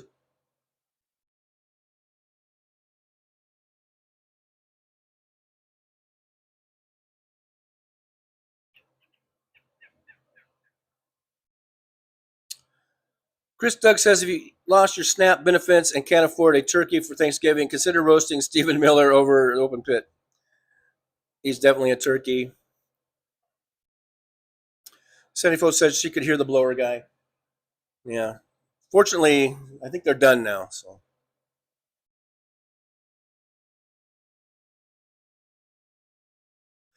Aaron West says, what does it mean to Shinto something? I saw that too. I kind of overlooked it. I didn't know if there was a typo. I don't know. Yeah, I don't know what Shinto. I don't know either. But,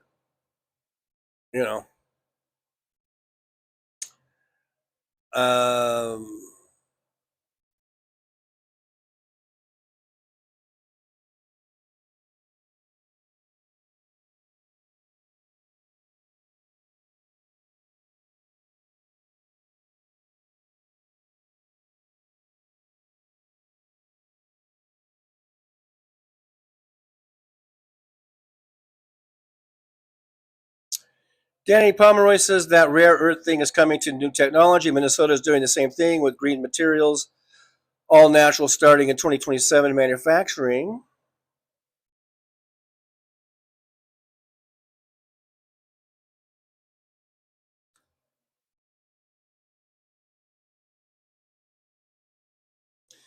MJ Daniel says there were Hoovervilles in the first Republican Depression. Hope we will not need the same now. I hope so too. I did have a picture. Let's see. Was this an accurate picture? Oh, yeah, there it is. And here we have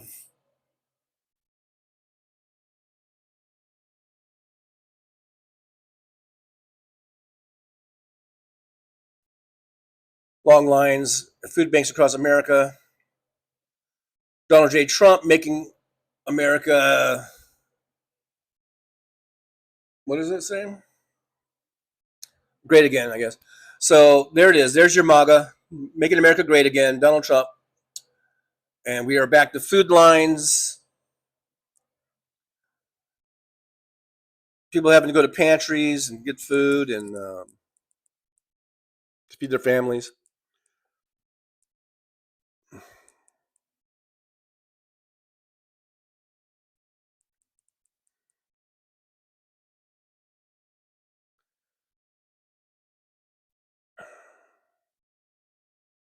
Yeah, DPD 5844 says, can you imagine what else the orange pedophile has done? I mean, he's a rapist, liar, adulterer, a thief, a traitor to his country, a murderer. So what else could possibly make him more compromised? Come on, Anonymous. Anonymous. Do, do, do, do, do. Anonymous. Do, do, do, do. Fucking expose this shit, man.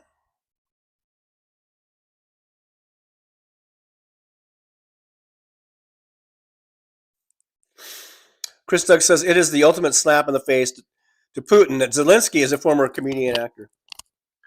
Yeah, and he's kicking his ass. Zelensky, you know, the brave Ukrainian soldiers are kicking Putin's ass. I mean, not to say that they're not taking losses and they've lost some ground and lost some cities, but Russia was supposed to be big bad Russia. They were supposed to be number 2 in the world as a world power, second only to us. And Ukraine, here we are in the 4th year now, I think. And in terms of casualties, it's probably 10-1 that Russia has taken over compared to Ukraine. Lady Lake, the TV show was called Alice. Yeah. David Dog, Mel's Diner. And then I think Mel's Diner was a spinoff. Chris Doug, Linda Lavin was the lead in Alice. Yeah. I'm pretty sure Alice was inspired from Alice Doesn't Live Here Anymore. User William says, I think Scorsese directed. I think that was a Scorsese movie. I think you're right. Alice Doesn't Live Here Anymore. Yeah, I think so. Chris Christopherson, right, was also in that.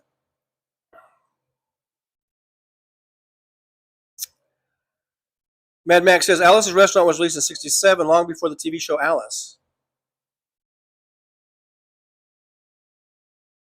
Alice's Restaurant is, you might be thinking of the song. Alice Doesn't Live Here Anymore, I think, is early '70s. I think that movie was early '70s. Victor Harshman's show was called Alice, right? Chris Doug, Mel, Kiss My Grits, right? David Dog, Mel's Diner was an American Graffiti, Alice, and Happy Days. Although the Mel's Diner in Alice, I don't think was the same Mel's Diner in American Graffiti or Happy Days. I think that's a different Mel's Diner.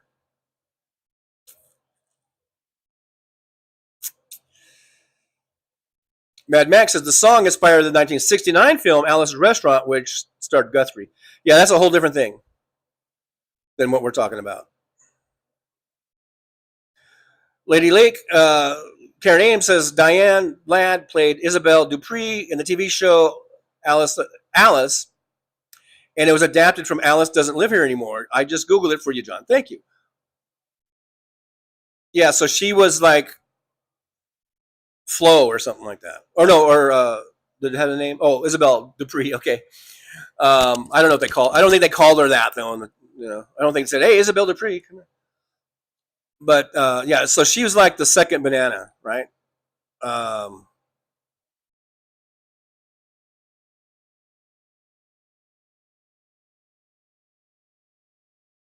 And so she was on the TV show, not the movie. Alice. She was in the TV show Alice, not in the movie Alice Doesn't Live Here Anymore.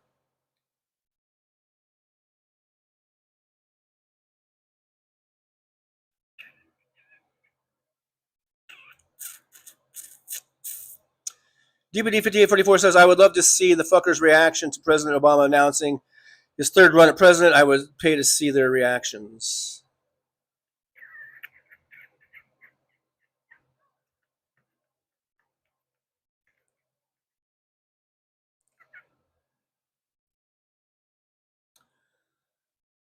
One Vision says every state has different election laws. States elect results and then verified by the House and or Senate.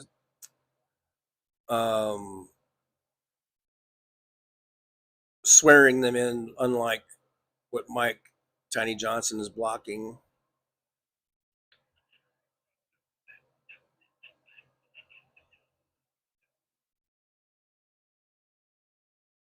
Paul Burrows, I'm on the Lostine River in Oregon. Have to look like I'm working. Peace out.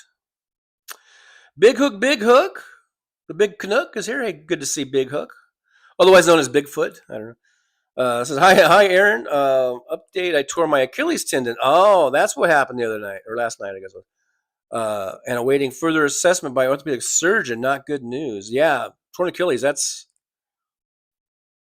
kind of a long recovery time and everything. But you got that good Canadian healthcare, so put it to good use.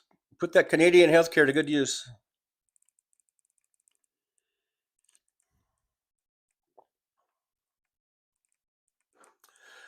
So Karen Name says, I just looked it up. Non-party preference may vote but will receive a ballot without their names of the president candidates.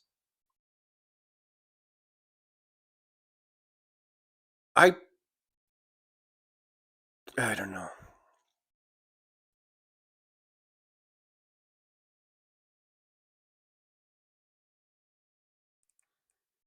That still doesn't make sense to me.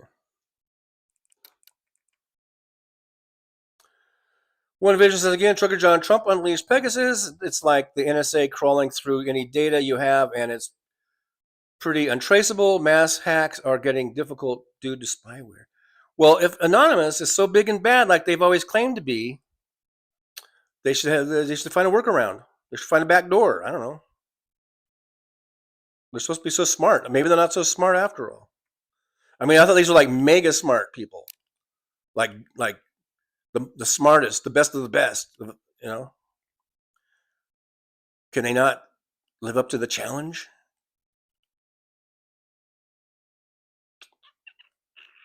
Chris Doug, now I want diner food.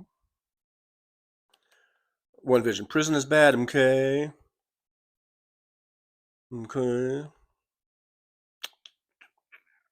She didn't play Flo. She was in both. Oh, she was in both. So Diane Ladd, I'm learning more about this than I ever wanted. I've seen both, but it's been so long. Apparently, Diane Ladd was in both the movie Alice Doesn't Live Here Anymore and the TV show Alice. As I believe Vic Tayback was. I think he was the cook in both shows. I don't think the lead was the same lead though, right? I don't think Linda Lavin I don't think she was Alice in the movie. I forget who played the lead. But I'm dying to get to where you guys tell me.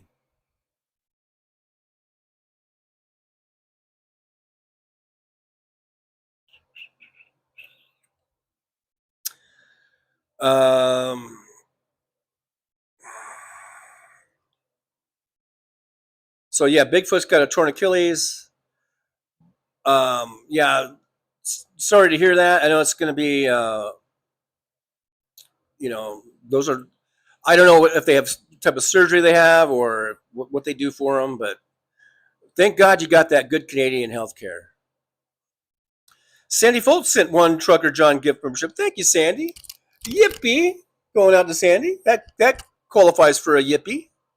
Appreciate you. That helps the show get more members in here. And Victor Harshman was the lucky recipient. So there you go, Victor. You can thank Sandy Foltz for that.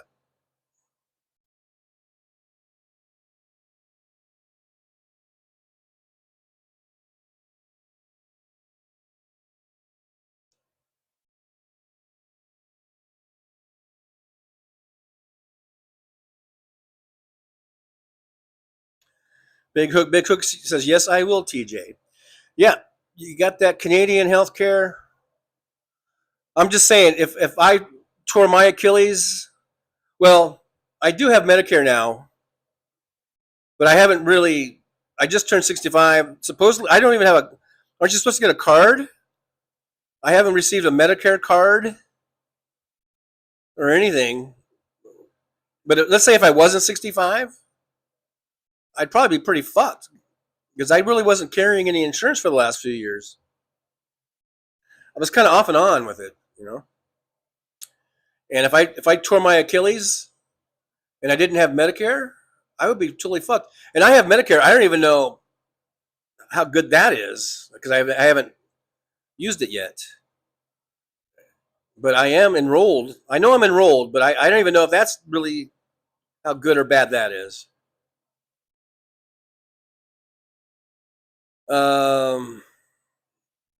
Lady Lake says, so if you want to vote for a president, then you have to register as for Republican or Democrat. I still don't get that. That just blows my mind. It really blows my mind. But like I said, I was always registered as a Democrat, so I never came across that personally, you know. Demon Dog says, Anonymous is turning out to be a paper tiger. All talk, no action. But Pegasus, Demon Dog, Pegasus. Operation Pegasus, don't forget that.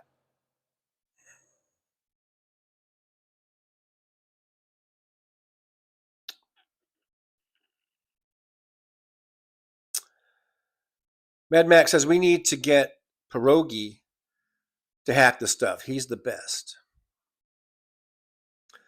I've never heard of Pierogi. Oh, yeah, Petrazi, Ellen Burstyn. So, yeah, Ellen Burstyn was Alice in the movie Alice Doesn't Live Here Anymore. Then in the TV show, Alice was played by Linda Lavin, I believe. Okay, we're going to know so much about Alice before all is said and done. Here we go. One Vision. Pegasus is Black Ops NSA. They have servers the size of skyscrapers. Anonymous is a network of tens of thousands home servers linked through foreign VPNs. All right, I guess Anonymous, guess they're just not up to the challenge.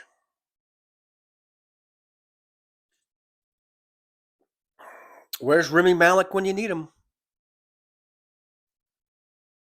Stephanie says, Big Hook, I'm so sorry. I partially formed my Achilles tendon, or maybe tore, I don't know. And it's really painful, but the surgery wasn't bad. Well, that's encouraging. Then the surgery's not bad. One Vision says they have done a few releases of info recently, though. All right, One Vision, I want you to get to your connection there at Anonymous and tell them that they need to step their game up a little bit. Damon Dog says, gotta wait till the government to open back up to get a card, TJ. Oh. Well, I turned 65 before the shutdown. It seems like they would have sent it to me. And I did move, and I updated my address. I did all this in October or maybe even September. But now, yeah, who knows now. William says, you may have both Medicare and Medicaid. I do. I have Medicare. I have to look into how Nevada does it.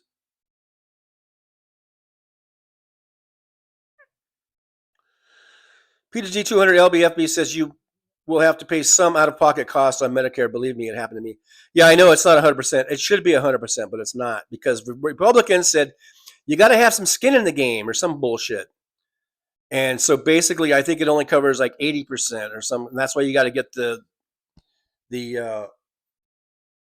supplemental or whatever, you know. These goddamn Republicans, don't they realize we've already put all our skin in the game already? We've put enough skin in the game. At 65 years old, we've put plenty of skin in the fucking game. These goddamn Republican assholes. Karen says, do you qualify for Medicaid or SNAP? If you do, then enroll because you get better health care on both Medicaid and Medicare. I'll have to look into the Medicaid thing. Well, I know I'm enrolled in Medicare, and I did apply for SNAP a couple of years ago, and I think I qualified. I just never followed through with it. So I should probably, I guess, restart that process. I just talked about that yesterday. John Glad, always glad to see John Glad in the driver's lounge. John says you should have a Medicare card. I I don't have one. Get the supplemental insurance to cover the other 20%, right? Do not get the Advantage plans, right? Because those are just shit, trash policies. DBD 5844 TJ, stay away from Medicare Advantage. Yep, it's a ripoff. Please watch Last Week Tonight with John Oliver. He explains it all. Tom Hartman's gone over that a lot. Nicole Sandler goes over that. She brings on what's his face? The guy who's used to work for United Healthcare and all that stuff. Peter J says, but small.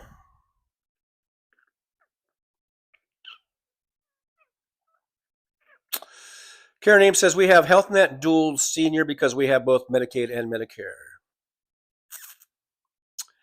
Christina's son, Go Squad. Okay, sorry, done with physical therapy, and I am back. Well, I hope your physical therapy went well, Christina. I hope all is going well for you, and thanks for coming back in. I do appreciate you. Karen Ames says Medicaid and SNAP usually go together as far as qualifying. John Glass says if you don't have the card with the number, you are not covered by Medicare. Well, I went on the site. They said that I'm enrolled, and I think they said they sent a card, but I moved. Maybe it went to the wrong address, and so then I updated my address. I gave them this address so they could send me a new one, and that was like over a month ago. My birthday was October 3rd. I think it was before my birthday. It might have been 2 months ago. Might have been in September. PTG 200 LB, Medicare requires a low income. Well, I have a low income, so, and I'm 65. Christina Sun Go Squad says I had to fill out for SNAP and Medicaid separately. I got approved for SNAP first, and then took another 2 months to get medical, but I didn't get it eventually. But I didn't get it initially, or you did get it initially? I'm confused. Peter G 200 LBFB says I make too much even in retirement to qualify for Medicare. Well, congratulations. Christina Sun Go Squad says 4.5 more weeks of physical therapy in order for me to say it didn't work and for them to give me an MRI on my back. This insurance so backwards. 6 weeks of physical therapy must be more than one MRI. Christina Sun Go Squad says, John, it took me 2 months to get my EBT and Medicaid card. They're very slow at that, and now the government closed, so you might have to wait longer.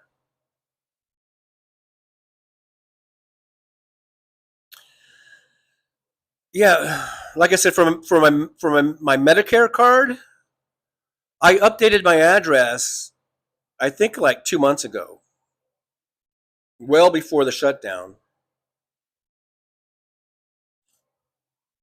But I kind of attribute it to being, this is the Trump administration. They're a bunch of fuck ups, and all these, government entities are just being poorly run now. So I kind of just chalked it up to that. Christina and Sun Go Squad says, but you can get your number, you can get your card number and everything on their website. Just take a snapshot. Yeah, I should do that. I think I've been on the site and everything. It's probably on there.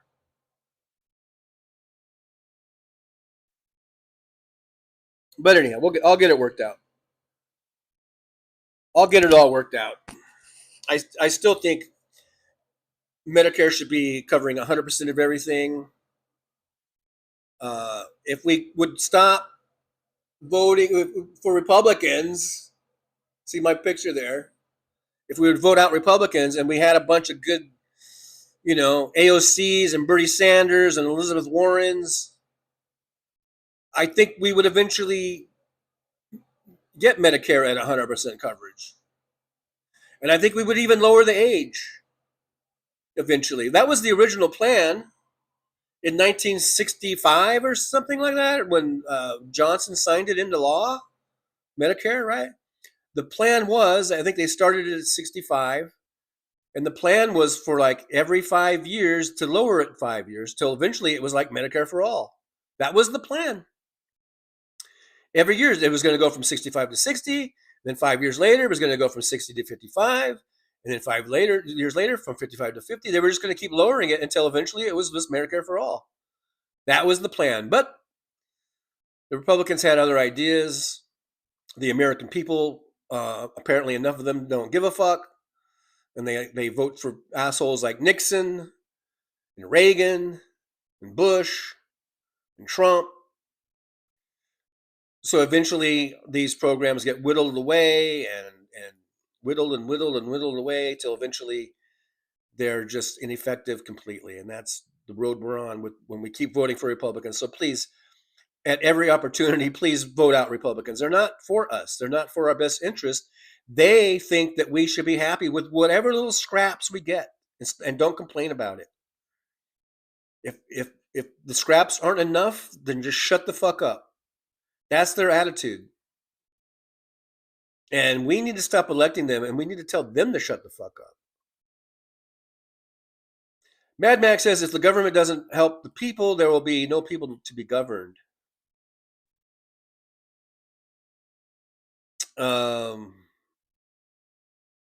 If the government doesn't help the people, there will be no government. Like I said, this isn't sustainable.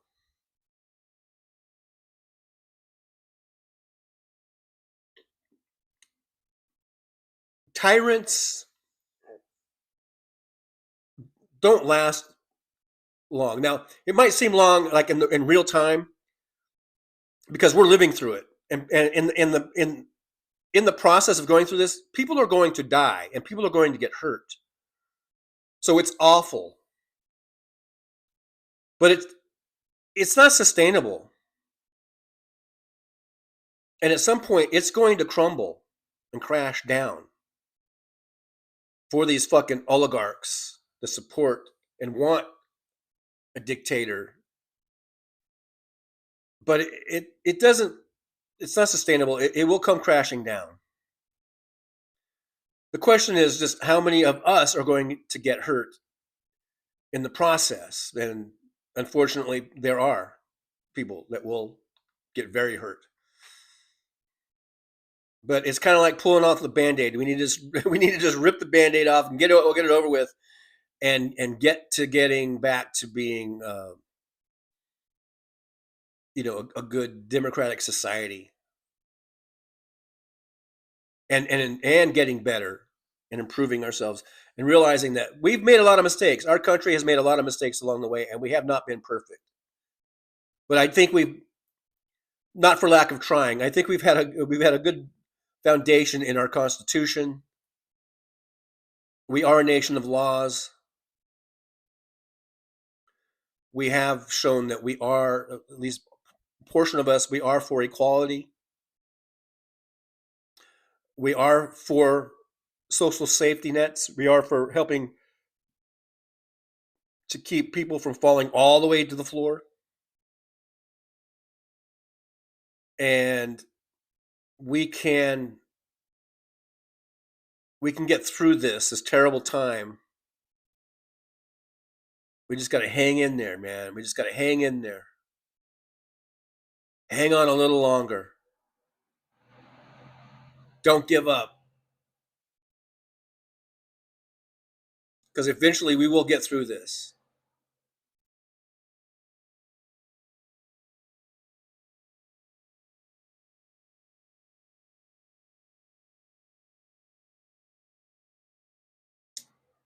John Glass says the Great Reset is a mathematical certainty. 38 trillion in debt with interest payments over $1 trillion. Deepity 5844 says, why is Rick Scott allowed, period, to stay in the Senate considering he is, period, a criminal when he committed crimes with Medicaid, period. He can run for Senate, period. But someone who has record, period, they can't work for a bank. No period. There's no period there. All these other periods, but there's no period there. Anyhow, Jolie, are you seeing this? Am I the only one seeing this? No, I'm just kidding. Well, Rick Scott was not criminally indicted for the company that he was, I guess, a CEO of that ripped off Medicare for billions of dollars. I don't believe he ever faced criminal charges for that. I think that was all civil court, which is different, completely different. And I'm not sure exactly, if that was against the company and not him personally. So that's why. And also, there's probably no law that says that even if he was, say, a convicted felon, I don't believe there's any law that says a convicted felon can't run for office. Is that what we want? I mean, what if you got convicted of a felony and you turned your life around, you did your sentence, you paid your restitution or whatever, and you turned a new leaf and you said, you know what, I want to run for Senate. But you've got this felony in your background. Do you think you should be barred from running for Senate? Is that what you want? I'm no fan of Rick Scott. I think that the people that vote for him are a bunch of morons. Anyone that votes for someone like Rick Scott, they need to have their fucking heads examined. But I don't think there should be a law that says that he can't run because of whether it's a civil or a criminal judgment. Same way with Donald Trump. People are saying, how could Donald Trump run? Well, there's no law. There's nothing in the Constitution that says that you can't run for president. All you have to be is, 35 years old and a U.S. citizen, a natural-born U.S. citizen. Those are the only two fucking requirements, and that's in the Constitution. I think the framers of the Constitution were probably thinking that people wouldn't be so stupid as to elect a fucking criminal. For one thing.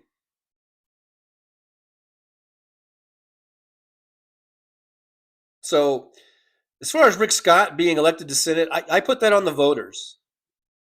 The voters have to take some of the blame for getting us people like Rick Scott and getting us a fucking shitty president like Donald Trump. The voters have to shoulder some of the blame, if not all of the blame or the most of the blame when it comes down to it. I know we have misinformation and disinformation campaigns going on by the Russians. We've got bomb threats at polling places being called in by the Russians. Do you guys see a connection here? Do you see a pattern here? We see all these things happening, but at the end of the day,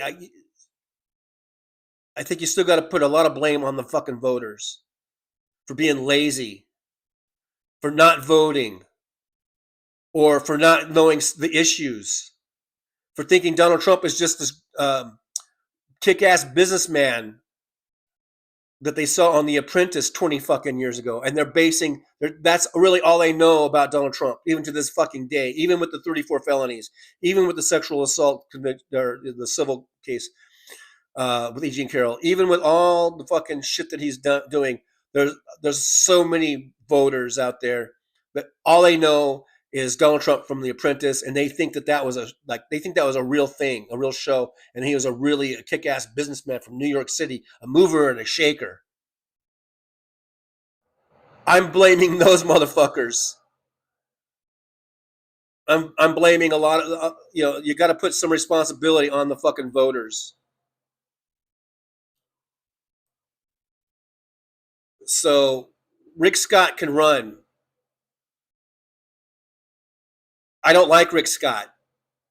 And I think he should be exposed at every opportunity for being the fucking crook that he is, and for the ripoff of Medicare that his company did, that he was a CEO of, where they were ripping off Medicare by overcharging and charging, billing things, I guess things that never even happened, and just overbilling, and it came to billions of dollars worth of shit. That should have been the lead whenever he was running for any office. Because wasn't he governor of Florida for a while? And then he was Senate? Every single article about him, the first paragraph should have been Medicare ripoff. Rick Scott. You know, that should have just been part of his name in every single article. But they don't. So I can put part of the blame on the press and on the media.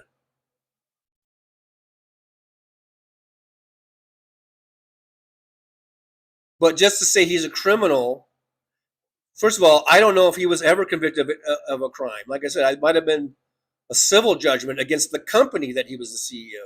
It's not even him, it's the company. So I don't even know if he has a record. Like you say, someone who has a record. But again, I've got a record. I've got shit that I did back in my 20s that I'm not proud of. I do have a fucking criminal record. I got some shit I did. If I was going to run for Congress, all that shit would come out. Probably, right? I did shit that I'm not proud of, and I'm ashamed of. If I ran for the House, all that shit would be dug out, and I would have to address it. That doesn't mean I can't run. Should I be barred from running for an elected office because I did some shit in my late teens and early 20s?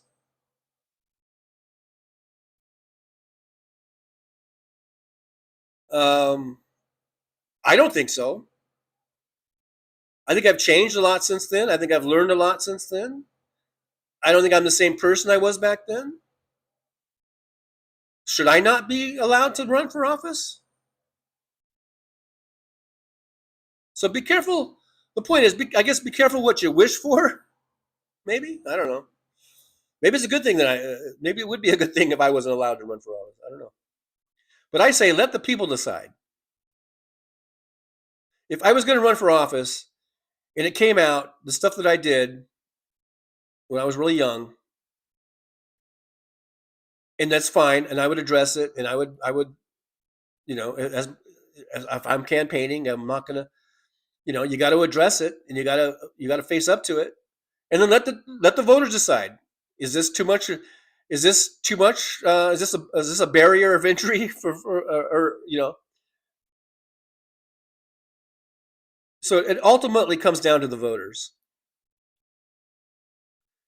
Sandy Foltz with a $2 super chat. Thank you so much, Sandy Foltz. Yippee! I do see you in there. Thank you so much, Sandy, with the gifting the gift membership, and now this with the $2 super chat. Thank you, Sandy. I appreciate you. Mad Max says I watched The Apprentice and knew even then that the guy had no clue what he was doing. It was all bullshit, and I noticed that the kiss-ass people got farther than the ones that did sales properly. See, that's the thing is, I never even watched the show. I think the only time I really watched the show, or it was just the clips, and that was back when Talk Soup was really big, and I used to watch Talk Soup all the time, and they would play clips on Talk Soup. I think, especially when he was firing people, that was the big thing. You're fired. You're fired. So that was really, other than a couple of just channel surfing and where I would land on the channel and watch a few minutes, I never really watched the show. But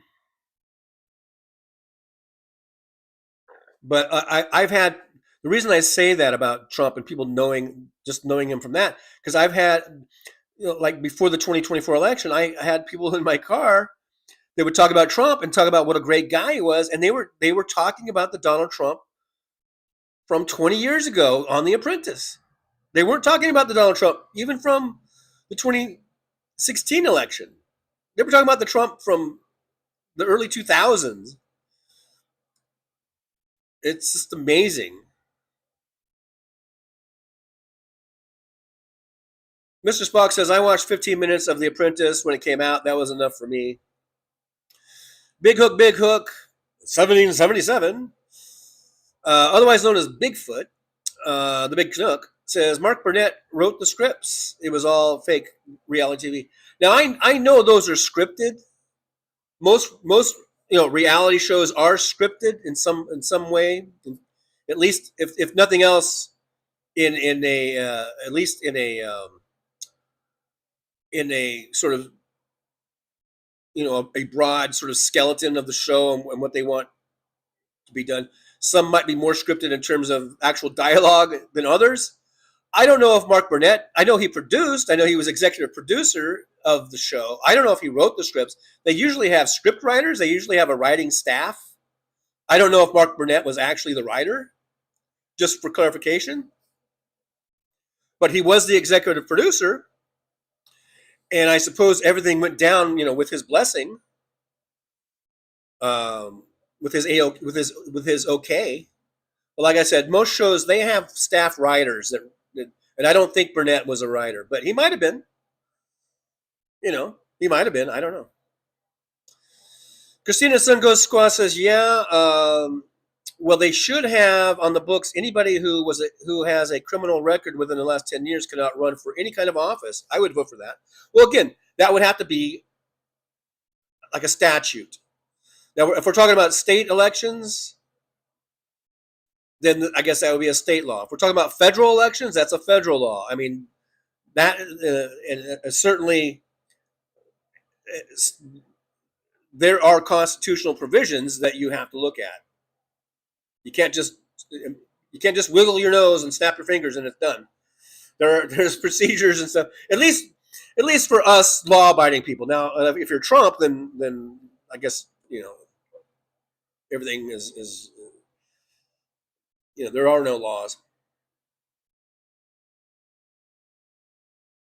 Christina Weibel says hello, everyone. I thought you were here earlier, Christina. Hello to you.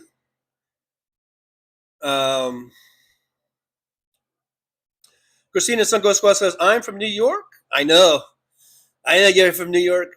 And when they had The Apprentice on, we already knew he was a piece of shit. So we never watched that. Never saw one episode. And that's what I've been hearing really ever since the 2016 campaign. That the New Yorkers, they know what they've known forever what a grifter this motherfucker is. And that's always been out there. But it's so slow to trickle down through the masses, right? Jolie reminding everybody we have channel memberships starting as low as $1.99 a month. It's great value, I think. Right? And we got super chats. Today we are 2 of 5 on the goals. And you can also support the show by liking, subscribing, and sharing. And that doesn't cost you a dime. Liking, subscribing, sharing is completely gratis. Or gratis.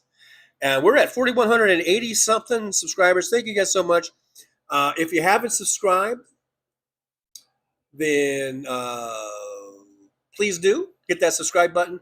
And if you have subscribed, help us get the show out by liking and sharing and telling everyone you know about the Trucker John channel, Trucker John Livestream right here on YouTube, and ask them to come in and subscribe. That would be great. But I like hitting these little buttons. Thank you guys so much for all your support, whether it's through super chats and gift memberships, and whether it's through liking, subscribing, and sharing. Those are great ways to help grow the show. We also have the Buy Me a Coffee link and the PayPal links there if you want to support that way. So thank you so much, Jolie, for posting that, and thank you guys so much for all your support of the show and keeping us going.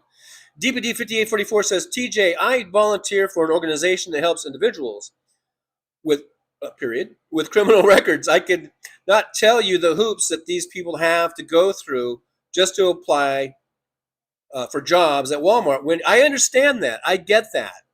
I totally get that. But maybe this is something that's not comparable in that sense. Those are private companies, Walmart and shit like that, and they have a right. They have a right to vet their prospective employees. They have that right to do that.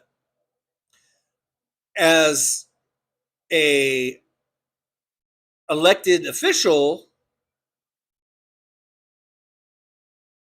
the voters have the right to I guess research those candidates and then make their own decision. That's how it works. That's why it's so important to have good, independent news and journalism and other sources that people can use to do research on candidates. And if they find out something about a candidate that they don't like, then they can and it's too much for them to want to vote for that person. They can say, I'm not voting for that person. So it is kind of an apple and oranges type of a thing, in my opinion, I guess. Maybe I'm the only one who thinks that way. I don't know.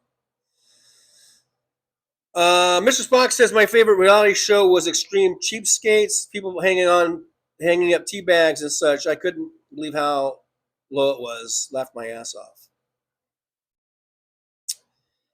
I'm not sure. Was that a Canadian show?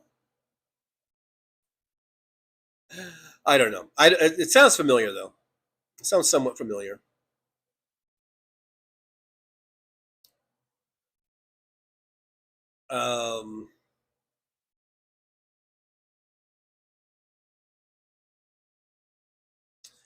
Christina Sungoswat says, oh, yeah, that's something we have to lobby for. Maybe I can get that in New York State. I'm going to have to see if I can get some petitions going.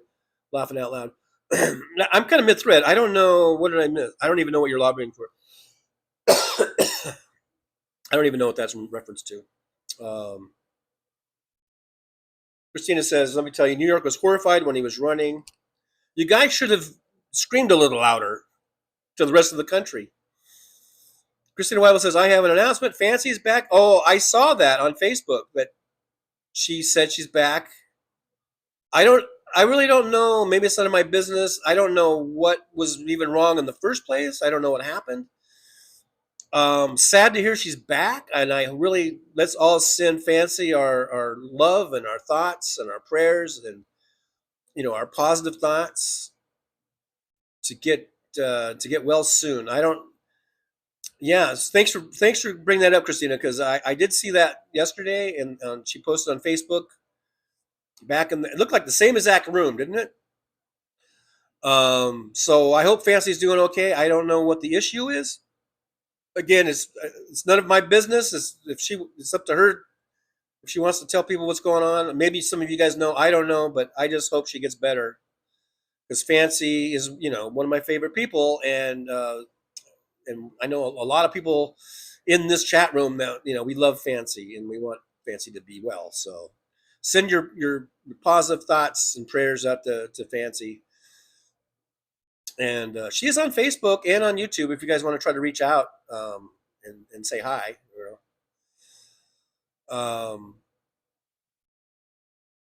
Petrozzi says the funniest was people separating the 2-ply toilet paper. Crazy shit.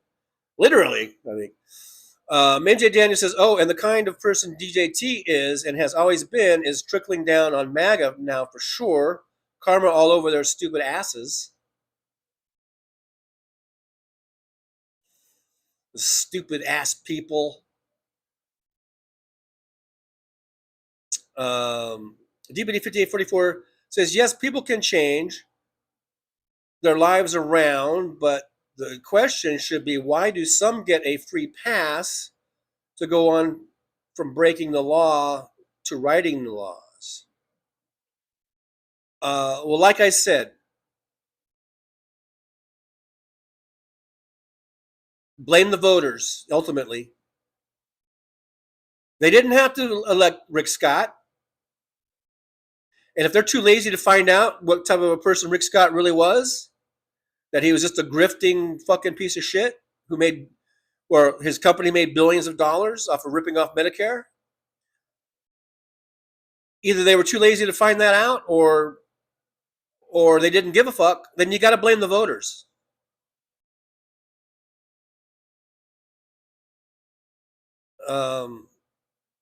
Ultimately.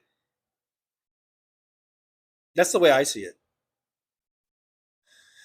MJ Daniel says, we get a fairly detailed voter info pamphlet. Oh. Bless my little soul. So MJ Daniel, they get up there in Washington State, they get a voter pamphlet a couple of weeks before the election. That is helpful. Yeah, California, you get that. In Nevada, we get it. Christina Wild says she has to have surgery.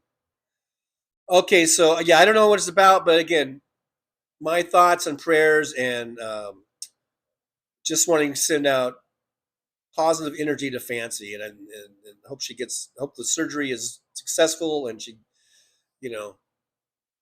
is back to making those great videos and coming into our chat rooms and sharing her light and positivity with us, because that's what she is. She's just a really positive person, right? And so we all want Fancy to get well soon. Christina and Sun Ghost Squad says, I'm going to lobby for criminals to stay out of the government. Sorry, TJ, maybe as long as you're not in New York, you're okay. Hey, that's what you should do. You should lobby, for criminals to stay out of government. I'm just saying that it's up to the voters. And if you want to make that a law, then you can, then your, whatever level it is you're talking about, would have to write into law that someone with a criminal conviction cannot run. But it has to be codified. And it's not. That's why when people say, oh, how does this happen? It's because it's not the fucking law. And people ultimately vote. And if they vote for a fucking criminal, then you got to put the blame on the voters. And this is my opinion, at least for the most part. And I understand we've got, like I say, we've got information and disinformation, misinformation campaigns. We've got, all that kind of shit. We've got poor reporting. We've got propaganda machines, all that shit that voters have to fucking slice through. But ultimately, it's the voters who vote them in. If they want to vote in a fucking criminal, that's them. And if you want to make that a law, then you've got to get the lawmakers to make that a law that they can't do that. You can't wiggle your nose and tap your toes and have it done. It's a process. If we are going to be a nation of laws, then it's a process of getting that codified. DPD54 says, great show, TJ. Everyone have a great day. Take care. DPD, I hope I didn't chase you off, but I am at over almost 2.5 hours, and so I should be ending it. Thank you, DPD, for being here. Jolie says, bless you. Yes, thank you, Jolie. Mad Max says, yes, we do. Fancy is a lovely person and very talented. So yeah, I guess I should end the show. I'm at 2.5 hours, and I should get going. Here. So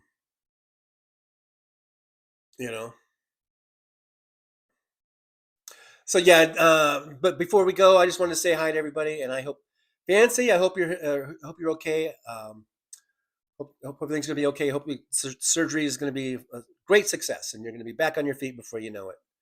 So just want to send out some special purple beard positive thoughts. The positive thoughts of the purple beard power going out to Fancy.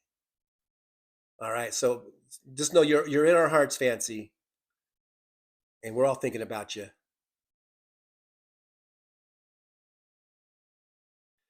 Yeah, even the tough cookie, it kind of, I'm kind of an old softy here. Hoping the best for Fancy. Hang in there, girl. You got this. You got this. You're gonna get that. You're gonna come out of that surgery, and you'll be tooling around L.A. that beautiful L.A. weather before you know it. You'll be out of that hospital room and going down to Santa Monica Boulevard and down to the beach in no time. All right, so you get well, girl. You get well. All right. That was very nice of Tough Cookie and Paul, the purple beard guy, to come on in. Hey, thanks, guys, for being here. You guys are really awesome. I do appreciate you. And again, make sure if you haven't subscribed to subscribe. And if you have subscribed, then just tell everybody in the world to come over here to Trucker John and hit that subscribe button. And thanks, guys, for being here. You guys are awesome. Thanks for the super chats. We had Sandy and was it Nick Rich? Let me just double check here. I know we had Nick Rich, yeah, and Sandy with the membership gifting and the super chat. Thank you guys so much. I do appreciate you for doing that. And for everyone else for being here and hanging out. And having good conversation. And I think we had a good conversation today. So hopefully we can have another one tomorrow at Wednesday. So at 11 a.m. Pacific time zone, I'll be right here again on the Trucker John channel, and we can hang out and talk some more. And hopefully I didn't offend too many people, and you guys will come back. You'll keep coming back.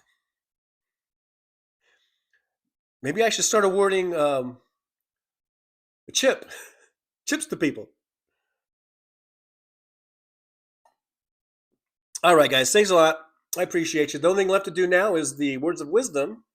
Again, this is where you get something to write with, write on something there, because these words of wisdoms they're keepers. They really are keepers. So, okay, you guys ready for the words of wisdom? Okay, in 3, 2, 1. All right, guys. So just remember.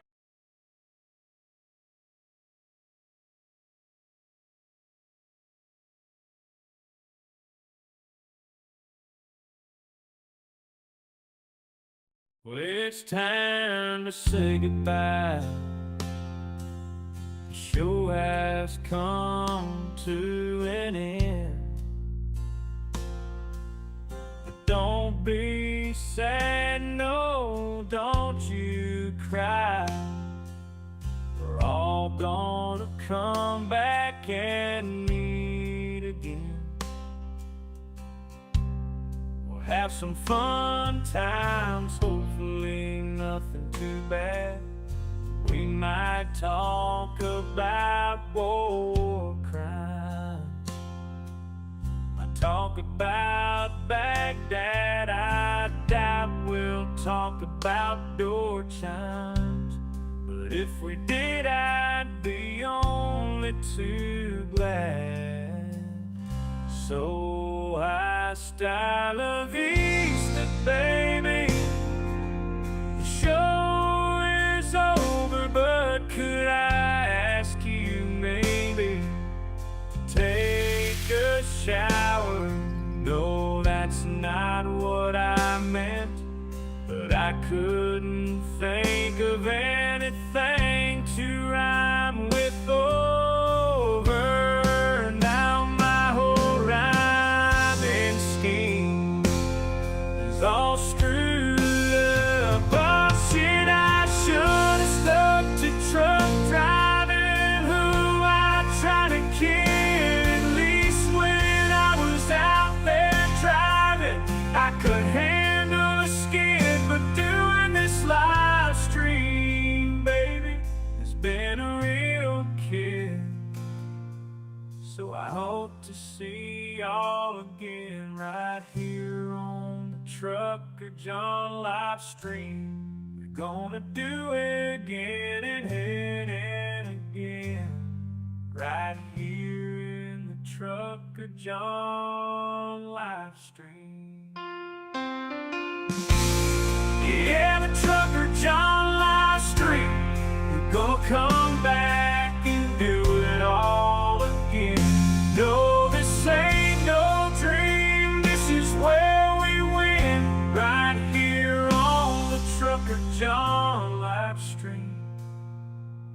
it's time to say goodbye.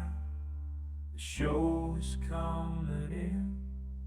But don't be sad, no, don't you cry. We're all gonna come back and meet again. Rolling down the highway in my rusty old rig. I'm a retired trucker, but my spirit's still big. Living in Vegas, where the lights never sleep. Broadcasting my thoughts for the world to keep. From politics to pop culture, I've got it all. Sharing my views, no matter how big or small. Talking about food, the movies and bugs. Shining a light on all the social issues. No shrugs, I've driven through the desert, seen the city so bright. But now I'm living in a different kind of fight. From my apartment in Las Vegas, I hold the key, exploring the world through my live stream for free.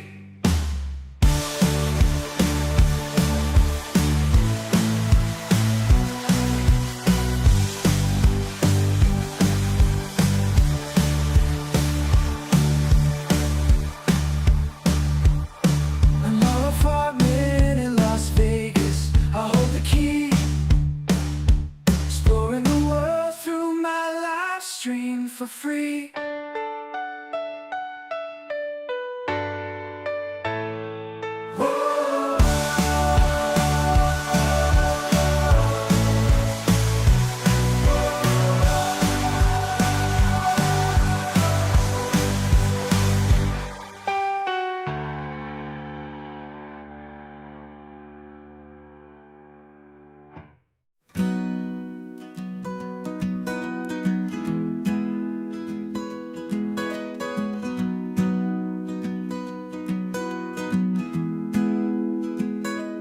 So you wanna take a trip down Paradise Road, but it ain't that pretty, it ain't paved with gold. Everybody's got the dirty little secrets, everybody's got some things unknown. But if you ain't real careful, baby, it'll cut you down to the bone.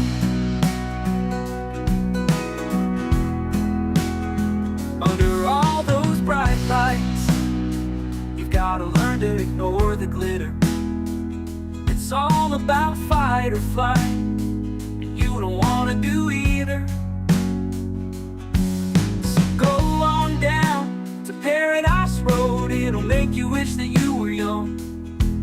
But all it'll do is make you feel old and regret trading in your love for lust.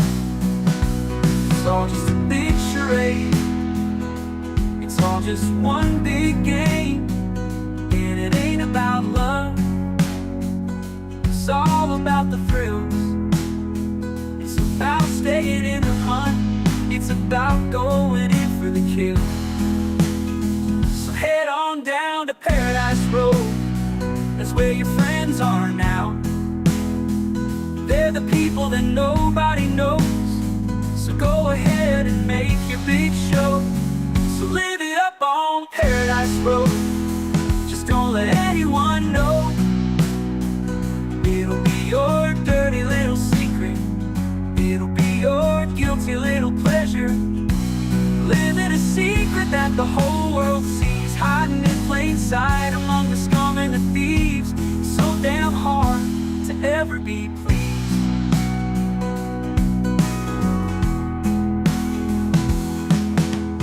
Everyone wants to live the good life, everybody wants a piece of paradise.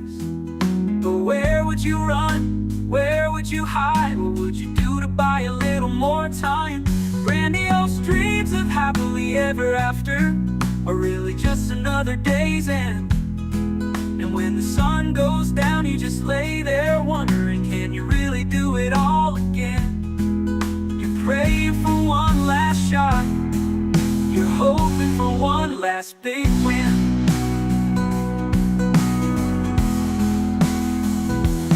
Paradise Road is calling, so you better hurry along. Paradise Road is calling, so you better hurry along.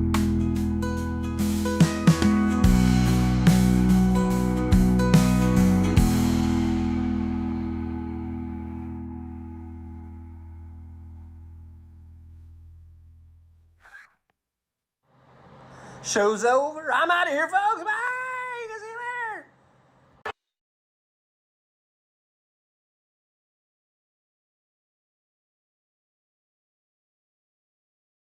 Yes! Yes! Yes! Woo! The Dodgers won! The Dodgers won! Yes! Yes! Woo-hoo-hoo! Dodgers won the World Series! Woo! Yeah! Yeah! Yeah, Clayton, yeah! Woo-hoo-hoo! Oh my God! That was, oh my God, that was the most amazing World Series ever. Dodgers! Yeah.